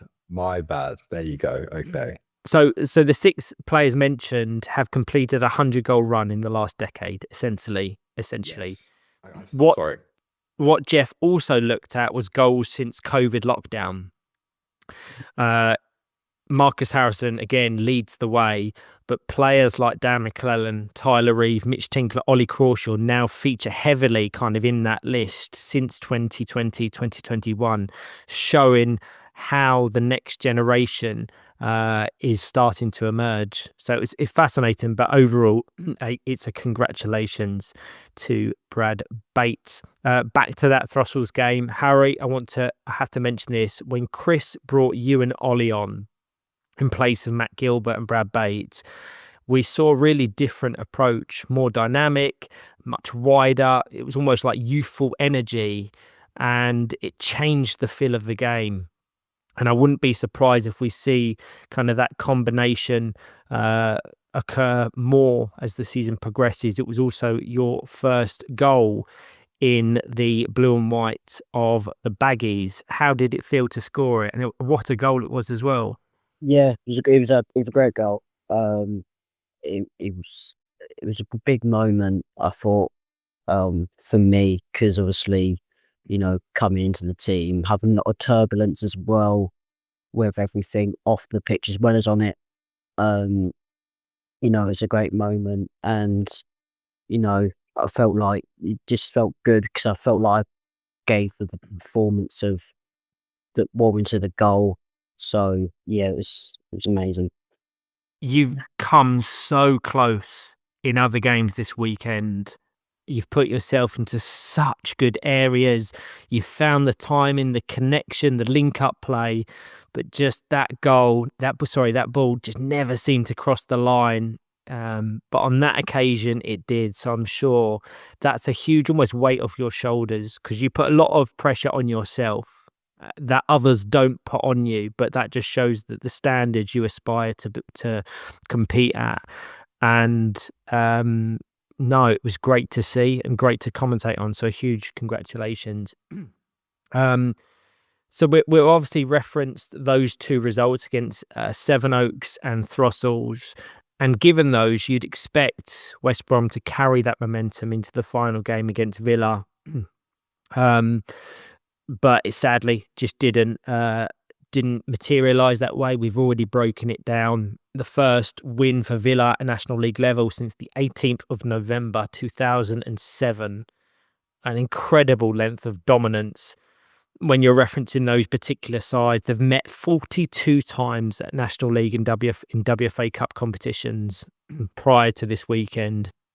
So sometimes it happens that way, and when it's kind of a freak accident, you can almost disregard it. It's one you're not going to dwell on for a great amount of time. Yes, you could have done more to secure somewhat of a lead and ensure that the game wasn't dictated by that single moment. But that's what this level is all about, is learning and adapting to what you see and what you experience. So overall, some positives, some frustrations, and a reminder that expectations around West Brom are very different now to what they were 5, even 10 years ago. This is a rebuild, and rebuilds, as we know, aren't always linear. So we will be patient with West Brom. I think they probably dip out the title race now, which I hope isn't too unfair to say. After just 2 game weeks, they'll have to make up a lot of ground and really attack games, which is not out of the realm of possibility. But this is more of a long-term project than focusing just on this season alone. Game week 3 will be a test that puts all of these questions forward. Newcastle United Foundation, Sevenoaks, Greenbank and Teesside. In one, possibly even 3 of those fixtures, West Brom may well go in as underdogs, which is remarkable when you think about it. But there is enough quality, there is enough experience and evolving depth in this group to believe that they'll continue to grow as the season progresses. Let's now progress to Greenbank in 4th, and this was another busy 5-game weekend for them. What stood out for me across game week 2 was how professional Greenbank were. Not always spectacular, not always easy on the eye, but efficient, controlled, and still very much in the title conversation. They are a team packed with quality. Marcus Harrison, Luke Kelly, Jacob Buchplatt, Torbjorn Karup and others, players who can hurt anyone in this league. Yet at times, they're happy to minimise risk, manage games and trust their ability to just see games out. Gents, I'm curious, when you watch Greenbank, when you play Greenbank, do you see a side managing games intelligently, or one that maybe needs to take a few more risks if they want to be in that title conversation? Starting with you, Gregg.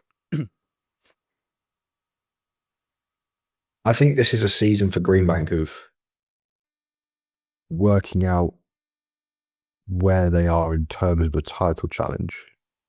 I think that'd be fair to say. I think from watching them in game week 1 from afar, from what I saw in that aspect, they played a lot more free-flowing football, it felt like, than what we saw in perhaps game week 2. Like you say, the quality they have is abundant. Just, international players, Torbjorn Kraut, Marcus Harrison, who I'm glad to know has scored more goals than past 2019. That's not maybe crashing everything I've ever known. But they have the quality. The young players, Jacob Buchplatt is one of the most promising young players in the division, who's now made that goalkeeper position his own for Greenbank. So I think they switched slightly. They possibly had a tougher run of fixtures this weekend than in game week 1. They've tried to show both assets and both aspects of their game. The team that can pull you apart and play some really nice attacking, flowing football, but also a team that can be really difficult to break down and can nullify a game. I think that was especially true from what I've heard, because I was playing on the other court at the same time in their game against Aspire. Well, I just looking at the results, they don't lose by more than a single goal margin, irrelevant of who they play. So it shows how tight and how competitive they can be. H, give me your assessments. You would have faced them in game week 1, but that's quite some time ago. But based on what you saw from game week 2, what are your feelings and thoughts around them? I think for whenever I think of Greenbank, I think it's quite positive, because I always feel like with Greenbank, they're always, because they've got Marcus, they always think, oh, it's gonna be, he's gonna dribble it, but they don't. And she plays some really nice stuff, and if you can win football games in different type of ways, that's really good. And Greenbank do exactly that. They know when to, shut games down, or like I mentioned earlier, they know what to do at certain times, and that's why they are where they are. And they've got experience in Marcus, Torbil, and so and they got youthful talent in Jacob. So they're very good in what they do and what they've done so far. And if they can just hang in there, they could be in with a shot of an upset for teams. I think I'm incredibly unlucky because I called 2 of Greenbank's games across Gameweek 2. And in both of those fixtures, the same with Gameweek 1, anytime that I seem to watch them, they're insistent on playing that almost negative, dribbling form of football, frustrating the opposition. But looking at their results and referencing their performances from players and from fans, to your point, Harry, they can play that exciting, almost 4-out football because of the personnel they've got. Gregg? I think if you want to watch a really good game of football, our game against them 9:15 Sunday morning was really good. I think they soaked up a lot of the pressure that we threw at them. They got really unfortunate that Tourbillon's chair, as we saw in Italy a couple of times, gave in halfway through the first half, which meant he had to go off, and Tyler then scored a really cheeky effort direct from a kick in. As a result, we got a second goal, and then Ed will hopefully forgive me for this. You will never see a better dummy of Ed Common than what Tourbillon Krarup did to him to get Greenbank's goal back into the game. Ed is so used to being the one on the other end, making other players look foolish. Tourbillon has given him a taste for his own medicine. So I was in goal and I couldn't believe what I'd seen. So I had to quickly get back. He then fired away to cross. Marcus Harrison was driving in for a front bumper. Tyler saves it. It falls to Luke Kelly, and to his credit, he rifles it in the gap between me and Tyler. And for that 6.5 minutes that was left in that game, from a game that, as a goalkeeper, I've been pretty comfortable in, it's the most frantic 6.5 minutes I've had in quite some time. They threw the kitchen sink at us. The heart rate did not drop, and they started to play 4-out with Jacob Bush-Platt, and they really gave us a real test that we had to come through. I want to start implementing players wearing heart rate monitors or smartwatches, because I would be fascinated to see the trends and, to your point, how the fluctuations varied in the latter stages of that game. But on that game, I spoke to Luke Kelly and Marcus after, and they were really disappointed they didn't come away with anything, a point or even 3, which speaks levels to where they want to be and where they want to compete at. Obviously, we've spoken about the Middlesbrough win and how it wasn't pretty, but it was effective and 3 points secured, which is hard to criticise when you're in a title race. Same with Muscle Warriors. Against Aspire, Greenbank was superb, frustrating to play against, disciplined and deserving of a point. Krarup, again, was incredible. Especially as he experienced several controller issues early on in the weekend, which meant he kept coming on and off the court once they'd sorted and addressed that issue. But once he settled, once that had been completely rectified, he hit another level. And Gregg and I, we had the pleasure of watching him in Italy compete with Denmark. And we're already excited at the prospect of watching him compete in Argentina, because he is such a good player, so important to his national side, and now so important to how Greenbank play. The game that will frustrate them most is the final one against West Bromwich Albion Throstles. It was a match I really enjoyed watching, but Throstles were excellent, tight, tactical, disciplined, and we've already spoken about how imperious Regan Kemp was defensively. A single breakaway goal from Thomas Donoghue was enough to secure the upset. And Greenbank will know that's a game they needed to manage differently. They just had the wrong game plan. And if Greenbank want to stay firmly in the title conversation, they will need to be braver, more proactive, and start turning some of those draws and tight defeats into wins. Personally, I'm glad that we don't wear heart rate monitors, because I'm pretty certain my smartwatch would have been calling me an ambulance. at the end of that Greenbank game. I think to your point, Harry, about they're being able to win in multiple different ways. You just look at the table.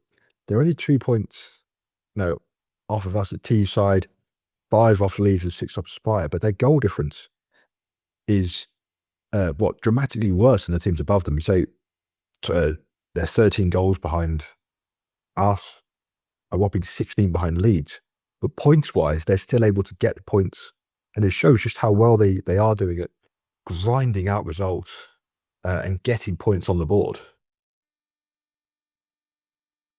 If we want to take it back to Marcus Harrison, being the trailblazer, being the record breaker, he reached another one within that game. I've been reliably informed by Jeff Lewis that when Marcus Harrison was booked in that match versus Aspire for a foul on John Bolden, it needs mentioning, he became the most booked player in National League history. That was his 18th booking and pulled him one clear of John Bolden.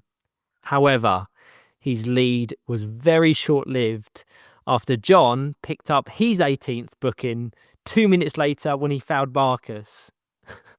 It's remarkable. Can't write it. Cute. How cute. They're inseparable. They really are, but it shows how competitive they are and how when they're up against one another, they do not want to give anything away. And that's something we see fairly frequently across those England internationals when they face off against each other at domestic level with their varied clubs. It's a fascinating subplot. I just hope that togetherness isn't affected when they travel to Buenos Aires, and any issues experienced at club level are put to one side. Looking ahead to game week 3, the opportunity is there. Greenbank Open against Muscle Warriors and GBG Knights before facing West Bromwich Albion Throstles and West Bromwich Albion and Newcastle United Foundation. So an incredibly busy, tough weekend that will define their title credentials. Let's now progress on to Teesside in third, sitting on 19 points from 8 games. And that's an important detail because they've got a game in hand on the 2 teams above them. And if they win that game in hand, they go level with Leeds in second and 1 point behind Aspire at the top. So from a title perspective, things are looking very healthy in the Northeast. Game week 2 was another strong statement. Not as flashy as we've come to expect, not frantic, just controlled, high-level Teesside football. Firstly, to you, Harry, when you watch Teesside right now, do you still look at them as the benchmark for everyone else? Or do you see this title race really tightening and maybe giving the ultimate favourites title to someone else? Well, firstly, any of the 4 sides that are in the top 4 at the minute gave very good arguments of how they could be champions. I thought Teesside have been a well-oiled machine ever since the start of the season. They took that experience of last season of winning the title, knowing what it takes to win the title, and they've just carried it on. No qualities have been dropped, and they've been magnificent ever since the word go. But I would still say that they are quality. I don't think this is not over yet. By no means. No, I agree completely. Gregg, from inside that Teesside group, does it feel like you're building towards something as the season goes on, or is the focus very much on staying patient, controlling the games one game at a time, rather than saying right now you're chasing the title and the title must be yours? I think we're just taking it, one game, one weekend at a time. You look at the quality around the league, but forget although we've got a game in hand, we have then still got to win that game in hand. So at the minute we are 4 points off the top and 3 points off second, and I think we're not a flashy group by any stretch of the imagination. We just quietly go about our business, put in performances, and just doing our jobs when we can. And coming to the end of the season, we'll see who lies where, and if we happen to be top of the pile again, then obviously fantastic. That is obviously the aim, because obviously everyone wants to defend their crown and not give it up at all. But we know there is a lot of quality in this league. This weekend, I think we just put in professional performances. We faced some really, we faced Newcastle, who coming into the weekend haven't conceded a single goal. Middlesbrough, who are, as I've already mentioned, very difficult to break down. Greenbank and Leeds, we've come out with a 4-0, 3-0 wins on day one. A 2-1 win over Greenbank, which we had to grind out in the end, as already mentioned. And a point against Leeds, where we went 1-0 down and had to show real good character against a Leeds team that, as we'll mention in a minute, were really clicking this weekend. We came back, got the goal pretty much straight away, got the equaliser. And I think we'll view it as, coming in the season, a point gained rather than 2 lost. I think what shows our credit and our respect to leaders. Tyler said to us, and I agreed, I said, if you can't win a game, make sure you don't lose it.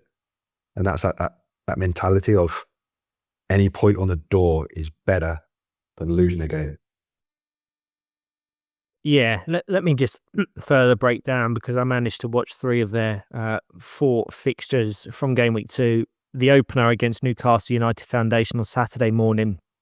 Coming into that game, as already mentioned, Newcastle hadn't conceded a goal all season. Defensive solidity has been their identity for so many years. Despite Teesside's quality, I don't think many people saw them scoring 3. But that's exactly what they did. Tyler Reeve was outstanding and deserves huge credit. Mitch Tinkler was clinical as ever, very much chasing that top goal scorer accolade.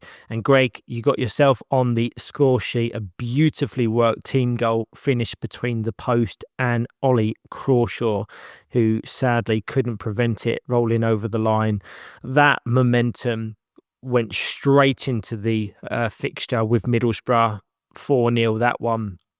Once again, Tyler Reeve, the orchestrator, the creator, the tempo setter, everything you expect from an England international at the top of his game. Just quickly, Gregg, talk to me about Tyler. How good is this boy? How long have I got? Can I just take the rest of the podcast now to talk about Tyler? Just run out of time and words to describe how good he is. I mean, if you want to sum it up, go back and watch his goal against Newcastle, please. It's Lionel Messi-esque, taking it from the edge of our box. Goes round Ollie Crawshaw. Dummies, I think it's Cole Simpson in the middle, and then manages to get it round the Armstrong. It's absolutely staggering. It's a sensational goal. To your point, yes, he bypasses Cole Simpson almost on the halfway line. He advances into the court, facing up against Ollie Crawshaw and Lee Armstrong. What's so clever about it is the angling of his chair and the feints and the dummies, which momentarily open a gap between Ollie Crawshaw and Lee Armstrong, and then he just found the gap. Dribbling goals are something really special to look at sometimes. We're familiar with Naglismont, Villas and others that use chair angles to deceive defenders, and that was one of the best ones I've seen. But he is such a good player, and he has still got so many levels to reach. So it's incredibly exciting. If we reference Sunday's fixtures, much tougher test, but on reflection, 2 fantastic results to your point, Gregg. First, a win against Greenbank, making Teesside the first team to beat them this season. Not an easy thing to do. It says a lot about Teesside's ability to manage big games. Then came one of the most intriguing, entertaining games of Powerchair football I've seen in quite some time. Teesside versus Leeds. Leeds did strike early through Dylan Kelsall, an incredible finish, before Mitch Tinkler capitalised brilliantly from a set piece. And from that point on, it felt like the two sides almost cancelled each other out. Tactical, intense, high quality football, and neither able to land the decisive blow. And I think I said on commentary, yourself as the goalkeeper for Teesside and Ethan Fisher as the goalkeeper for Leeds were merely spectators because it was locked up by the 6 players in the centre. I just want to ask you quickly about set pieces and how much, without giving too much away, how much time do you spend on set pieces and the different interpretations in training? Because Teesside are just incredible at them. Oh, it feels like all we do in training, Ryan. It feels like all we do, honestly. It's just set pieces after set pieces, hours after hours of set pieces in training. Yeah, I don't give anything away to say how much time we spend on them, because we spend a lot of time on them, and it's become a real key part of our game. And that's where a lot of our goals tend to come from. I mean, we scored directly from kicking against Greenbank. Our goal against Leeds came from a corner. Yes, we love playing our free flow and attacking football when you've got players like Ed Common, Tyler Reeve, Mitch Tinkler. You can play some outstanding football. But we are just as deadly from set pieces, because sometimes when you're playing your free flow football, you're not always going to score, are you? They're going to save it, it's going to out for corners, kick-ins, and you've got to then be able to be proficient from those and make sure teams are always on the back foot, whether they've got the ball in possession or whether we've got it for a stop-start. Yeah, I mean, that one against Leeds in particular was so nice. It was Ed Common, almost Riley Johnson, Pete Winslow-esque, shaping up, dummies it, which fires through the channel to Mitch Tinkler, who just can't seem to miss at the moment. So, no, I'm excited to see further utilization of set pieces in game week 3 and beyond. There's one in particular, I don't think you've titled it or named it, where all 4 players are involved. So there'll be 2 players facing each other and 2 other players facing each other in almost a cross.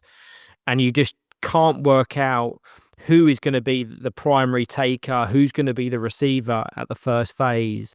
It hasn't quite come off. I think I've seen you do it twice, more in game week 1 than game week 2. But I've challenged Tyler Reeve and co to do it effectively so it registers as a goal, because that is something that will have the world of Powerchair football on notice, not just those in England. Looking ahead to game week 3, it's another weekend where maximum points will be the target. Certainly if Teesside want to keep the title firmly in the northeast. Muscle Warriors, Middlesbrough, Sevenoaks are the games they'll expect to win before their toughest tests of the weekend against West Bromwich Albion. And yourself, Harry, give me your thoughts on that one, H, very quickly from a West Bromwich Albion perspective. Is that one that you'd probably be happy with a point from, or are the expectations around West Brom still that high that you'll go in hoping and wanting 3? As West Brom and as sporting competitors, we go in every game to win the game. You know, no matter where we are in the table, we go in every single game to win. That one will be no different whatsoever. You know, yeah, it'll be tough, I think, at times. We know the qualities of Teesside, and you know, but again, that gives no implications that we're not going into that game to win it. No, that's great to hear. One final note, it's something I've said a few times and something I'll stand by. I don't think we've yet seen Teesside get out of second gear. And that's not a criticism, that's exciting, if anything. And also, Ed Common, relatively speaking, and that is the key word, didn't have the same impact we saw in game week 1 or the latter stages of the 24-25 season. But it is worth noting his baseline level is significantly higher than most players' peak level. So that statement may be slightly unfair. But I only say that as this season rolls into the Fit for World Cup in Argentina, where he'll want to hit those world-class levels consistently, not just for Teesside, but for England as well. And by the way, if Teesside do find another gear, they're going to be very hard to stop. Yeah, it's just one of those where I think we're able to find it when we need to, but we're quite comfortable putting in performances, seeing out a 3 or 4-0, put in performances that just get us the wins, get goals on the door. We love scoring goals, love playing excellent football. And I'd get it in the neck if I didn't mention Mitch Tinker also got to 50 National League goals this past weekend. He actually did that in Gameweek 1. Did he? Yeah, him and Ollie Rock did it in Gameweek 1, but we've only just got round to acknowledging it. But no, a huge congratulations to him, and he's one that has had a meteoric rise. All of his goals, by the way, have come within the Premiership, which we'll dig into in more detail, because Ollie Rock and Bobby Allen, a lot of their goals came within the Championship division, but the likes of Ollie Crawshaw and Mitch Tinkler have scored the lion's share of theirs within the Premiership, which just shows how good they really are. Now let's progress to our penultimate team in the division. We have Leeds PFC up, I think, 3 or 4 positions. And it's hard not to be hugely impressed. Before this weekend, I hadn't actually had a chance to commentate on Leeds live because of the scheduling and the court allocations during Gameweek 1. So you can imagine I was so excited to finally get eyes on them properly. And honestly, they were sensational. When I previewed the season, I was very clear. The talent is unquestionable. The technical and tactical level of this squad, the coaching, the standards they aspire to be of, are good enough to win this league. My reservations were around chemistry, psychology, and shared understanding of the fairly unique system they're looking to play. Having watched them in Gameweek 2, I can say with confidence those concerns were completely answered, and Leeds have settled, connected, they have aligned, and right now, whether it's in 6 months, 18 months, or they are going to be future champions if they keep this group together. Harry, watching Leeds this weekend, did they look like a team now that's fully clicked and one that can go all the way? Yeah, absolutely. You know, they were like very much similar to Teesside. They were just a well-oiled machine. You know, they just showed quality in abundance and they were relentless all weekend, Leeds were. And just a quick feeling is, I'd be a liar if I said that I didn't question how they were going to set up, say, start of the season on Gameweek 1. Given the abundance of talents they've got, you know, Dan Woodby, Lewis Harris, Ethan Fisher, Dean Kelsall, Jack Maxwell, you know, I just questioned of how they were just going to gel together. And I think this weekend, all of those questions have well and truly been answered. And it's just a fact of momentum now for Leeds and the top sides. Greg, give me your thoughts. Wow. It clicked. Boy, did it click. Having not seen in person their football from Gameweek 1, and to their own admission, they hadn't trained much together before Gameweek 1, which I think was reflected in some of their performances. Since then, they've done a lot of training together, and you could tell their football was just exquisite a lot of the time. Ethan Fisher's become one of the most dominant and metronomic middle players, I think, in the league. He was exemplary this weekend, and Dylan Kelsall can finish pretty much anything. I said after our game, I said to both Dan Brigby and Dylan Kelsall, I went, as a goalkeeper, you are both having one of you on the court is a headache. Having both of you on the court for the same team is a nightmare, because they can both manipulate their chairs to find any gap that you give them. Like I said, their football was just outstanding, really was, and they'll be thoroughly pleased with how they played. Deservedly team of the weekend. Both, and Dylan Kelsall was deserved. He got my vote for standout player of the weekend. They were just on the same page, and I want to give a massive shout out to Jack Maxwell, because a lot of people coming into the season would have thought, well, he's just finished joint top goal scorer in the league, but they've signed these players. He's not going to get a look in.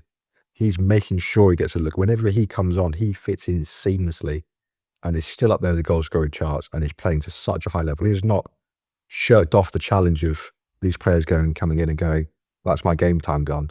He has come in and gone, no, I want to play, I want to start, and I deserve to start. I issued an apology to Jack following game week 1 because I fell into that very same trap of focusing all of my attention on Ethan Fisher, on Dylan Kelsall, and disregarding the impact and the role that he plays within that squad. And game week 2, he continued to show why he can really raise his level and why he's regarded as one of the best players in the country. Leeds, overarching 13 points from a possible 15 is exactly the kind of return you need if you want to force yourself into title conversations. They opened with that 7-0 win over GBG Knights, and it was just sensational. The fluidity, the movement, the confidence. It was a joy to watch back. 5 of the 6 players got on the score sheet. Jack Maxwell continued his excellent form with a hat-trick, while Summer Rice, Dan Rigby, Dylan Kelsall and Lewis Harris all contributed as well. And that felt like the perfect response to the end of game week 1, where Leeds had slightly fallen below their own high standards, where they nearly dropped points to Middlesbrough and lost to Greenbank. Jack's hat-trick in that one meant he became only the 11th player to score 10 Premiership hat-tricks. Very quickly, gents, can you cross off the other 10? I knew this was coming. Go on. Right. Marcus, I'm assuming. Marcus, yep. John. Yeah. John. Chris. Is Chris called Brendan? Chris. Yeah. Braz. Brad is not on my list. Ed. Ed is on my list. Sam Smith. Sam Smith. Oh God, now we're going to offend. Sorry, we're going to offend so many people. I forget so many cute names here. Yeah. Not necessarily. I'll go through them. That's a good effort.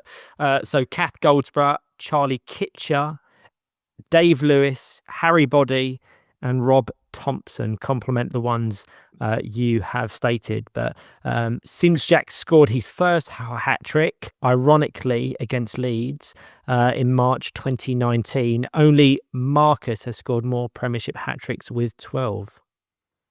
Kath was going to be, I was looking for longevity. Kath was going to be my next guess. Okay. No, I'm claiming that one. Do you want me to work on the post edit to put her name in before? If you AI my voice saying Kath Goldsborough, please, that'd be fantastic. So that 7-0 win over GB Knights, fantastic. Next up, against Throstles, a side we know are stubborn, compact, difficult to break down. Leeds dealt with them with relative ease, winning 3-0. Sunday morning brought a 4-0 victory over Newcastle United Foundation. Exactly the sort of controlled professional performance you want ahead of a clash with the reigning champions. And that game against Teesside was one I had the pleasure of commentating. Leeds came flying out the traps. A beautifully worked team goal, one of the best of the weekend, finished by Dylan Kelsall, assisted by Dan Rigby. To your point, Gregg, Dylan not only deservedly picked up the standout game week player of the award of game week 2, he did so with about 90% of the vote, which speaks to the dominance. So huge congratulations to him. And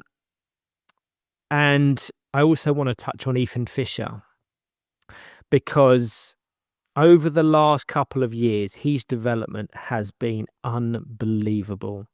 And if I'm picking a draft fantasy team right now, he's right up there. He might even be the first name on my team sheet, because his distribution, his timing, the way he connects play, it's all so clean and reliable. He just makes the right decision again and again.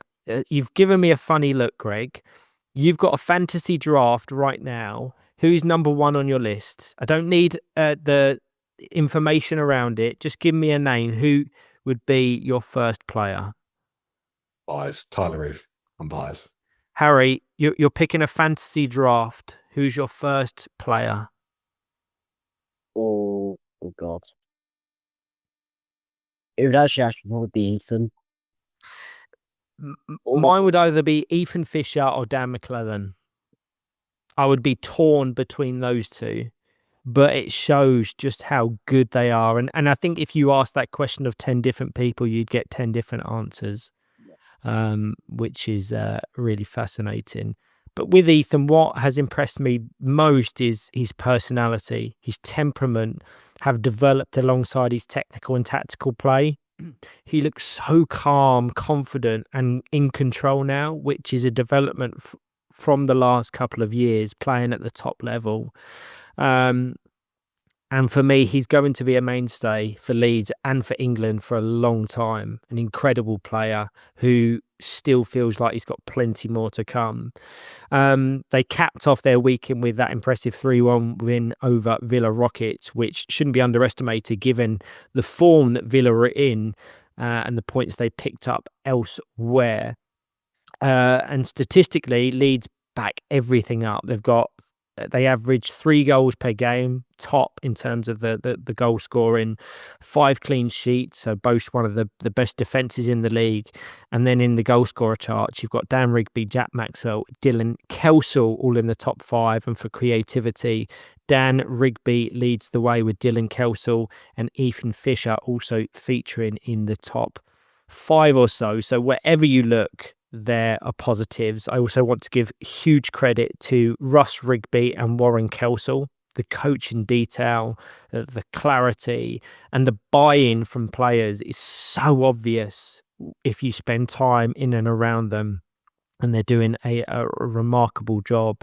And at this point, I don't think it's controversial to say Leeds are now, for many people, maybe even including myself, favourites for the title. Yeah, I for me, and it's going to be really fascinating to see. But I want to see if I can see them take the level they had this weekend into Gameweek 3. I can understand why they are many people's favourites. If pushed, you'd have to argue for me that at the minute they're 3 points ahead of us. And Aspire start there, but I think for me I'd put them down as my favourites at the minute as well. And I'd have no qualm saying that. Well, on Game Week 3, it looks favourable. GBG Knights, Villa Rockets and Middlesbrough to start before what could be a season-defining clash with Aspire. But if Leeds continue at this level, they won't just be in the conversation, they will be setting the pace. Last but very much top of the standings, we've got Aspire. Once again, they sit first, and with 23 points from 9 games, they head into this long winter break in a really strong position. They are unbeaten. They've picked up wins against Sevenoaks, Newcastle United Foundation, Villa Rockets.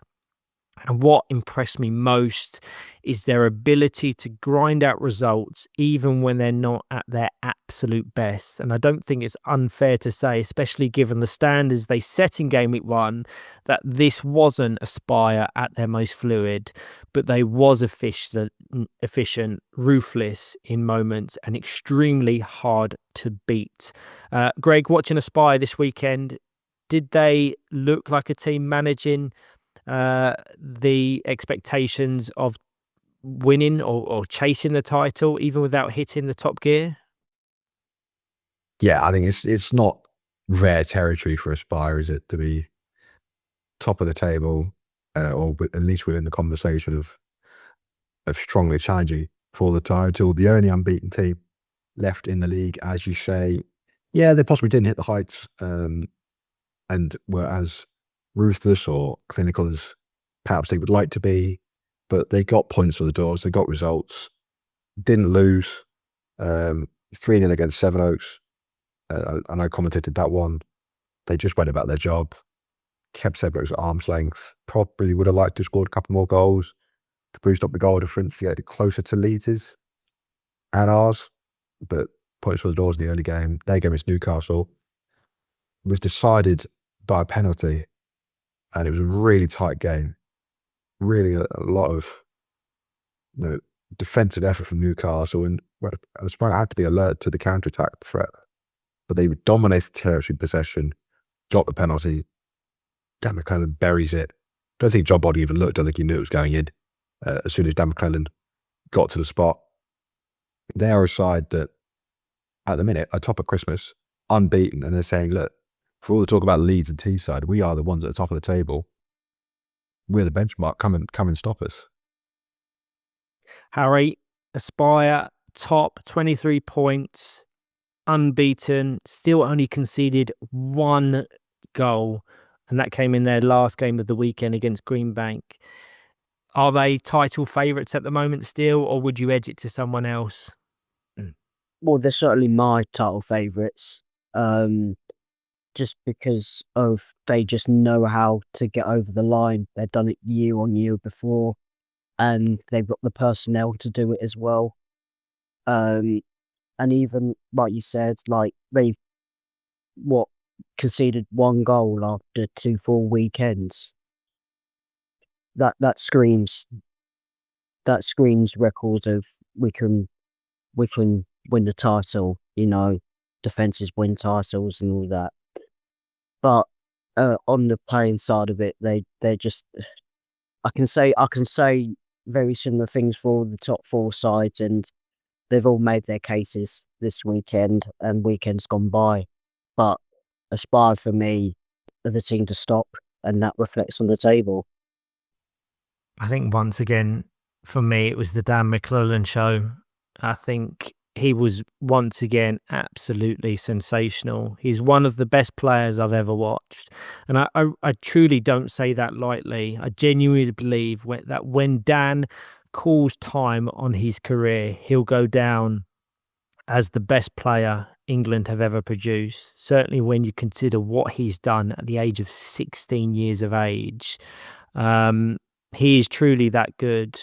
I also want to say on record a huge thank you. He gave me the best Christmas present ever I think anyone's ever given me, handing over one of his treasured 2023 World Cup England shirts, which will soon be framed in my prize collection. But across Gameweek 2, he almost single-handedly turned those tight games into points. His goals were decisive in the 1-0 win over Newcastle, 1-0 win over Villa Rocket. He was on the score sheet against Sevenoaks, and also with the draw against Greenbank. So when draws look inevitable, or even when defeat felt possible, Dan found a way through. Statistically, it's staggering. He's currently on 12 league goals, leading the charts, and also has 6 assists to his name as well. 18 goal contributions from Aspire's first 9 games is an incredible return. And as we've alluded to, defensively, Aspire continue to set the standard. They have had the most clean sheets in the division, have conceded just 1 all season. And coming up against Greenbank, they were hoping to continue that trend, but sadly it didn't continue. But beyond that, Tom Kelly has been kind of impenetrable, which speaks volumes to the role he's performed, but also John Bolding's role in front, which can never be overstated. The protection, the positioning, the management, everything that Aspire do well seems to stem from him. One player I do want to touch on quickly is John Dixon. By most standards, he's still had a fantastic weekend. But because of his meteoric rise and the conversations around England development inclusion, he's now judged against elite benchmarks. Just like I was discussing about Ed Common earlier. So when you're being compared to the likes of Dan Rigby, Lewis Harris, yourself, Gregg, Ollie Crawshaw, currently within that England development bracket, the standards are so much higher. And I don't think he quite hit his usual level. And that's not a criticism. It's a reflection of how highly he's now rated and the bar that he's set himself. Is that fair, Gregg? Yeah, absolutely. I'm a real big fan of his and how, like you say, the meteoric rise he's gone on. His development at Aspire has just been staggering. It really is fastly becoming such a complementary piece to John Balding and Dan McLennan. I think that's what the key is. It's not just those two. You know, they've got that third winger that is a second winger, that third player who's consistently putting in good performances and able to be there when they need him to. Yes, this weekend he's not quite hit the heights that we've now come to expect, but that's obviously, like you say, it's a compliment to him because he's set those standards now. And anytime he dips below that, we now notice it. So, yeah, I was a big fan of his. Moving to Aspire has clearly done wonders for his game, being able to play alongside John and Dan. And rightly now he's in the conversation for being compared to those England development players of the likes of Dan Rigby, Dylan Kelsall, myself, you're going to throw me in there. And yeah, like I say, I'm a big fan of what he does. Yeah, I think overall, if this was Aspire operating below their full potential, then that should worry the rest of the league. Once they've had time to rest, recover, regroup ahead of Game Week 3, we may well see them come flying out the traps. In Game Week 3, they play Middlesbrough, Newcastle United Foundation, GBG Knights before, as already discussed, a potentially season-defining fixture against Leeds. But going into Christmas, they are unbeaten, they are efficient, and they're defensively outstanding. And right now, Aspire look every bit like a side determined to stay top.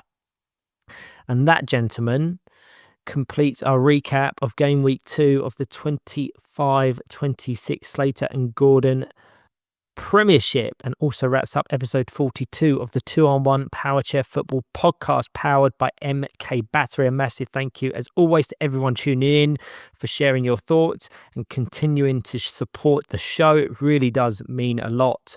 And of course, a huge thank you to MK Battery for their ongoing partnership and commitment to powering this podcast, the National League, and the sport as a whole. Mark your calendars for the 22nd and 23rd of February when Game Week 3 takes place. Whilst it may seem like a long way away, we encourage everyone to have a nice, relaxing Christmas and get ready for what promises to be one of the busiest, most exciting calendar years of Powerchair football we have ever had. We should be back very shortly on the podcast, as I have organised a get-together with Dean Williams and Alex Dowding to recap the top moments and highlights from 2025. Until then, thank you, Harry. No problem, mate. Thank you. And thank you, Gregg. Merry Christmas, boys. Happy New Year, and I'm off back to bed.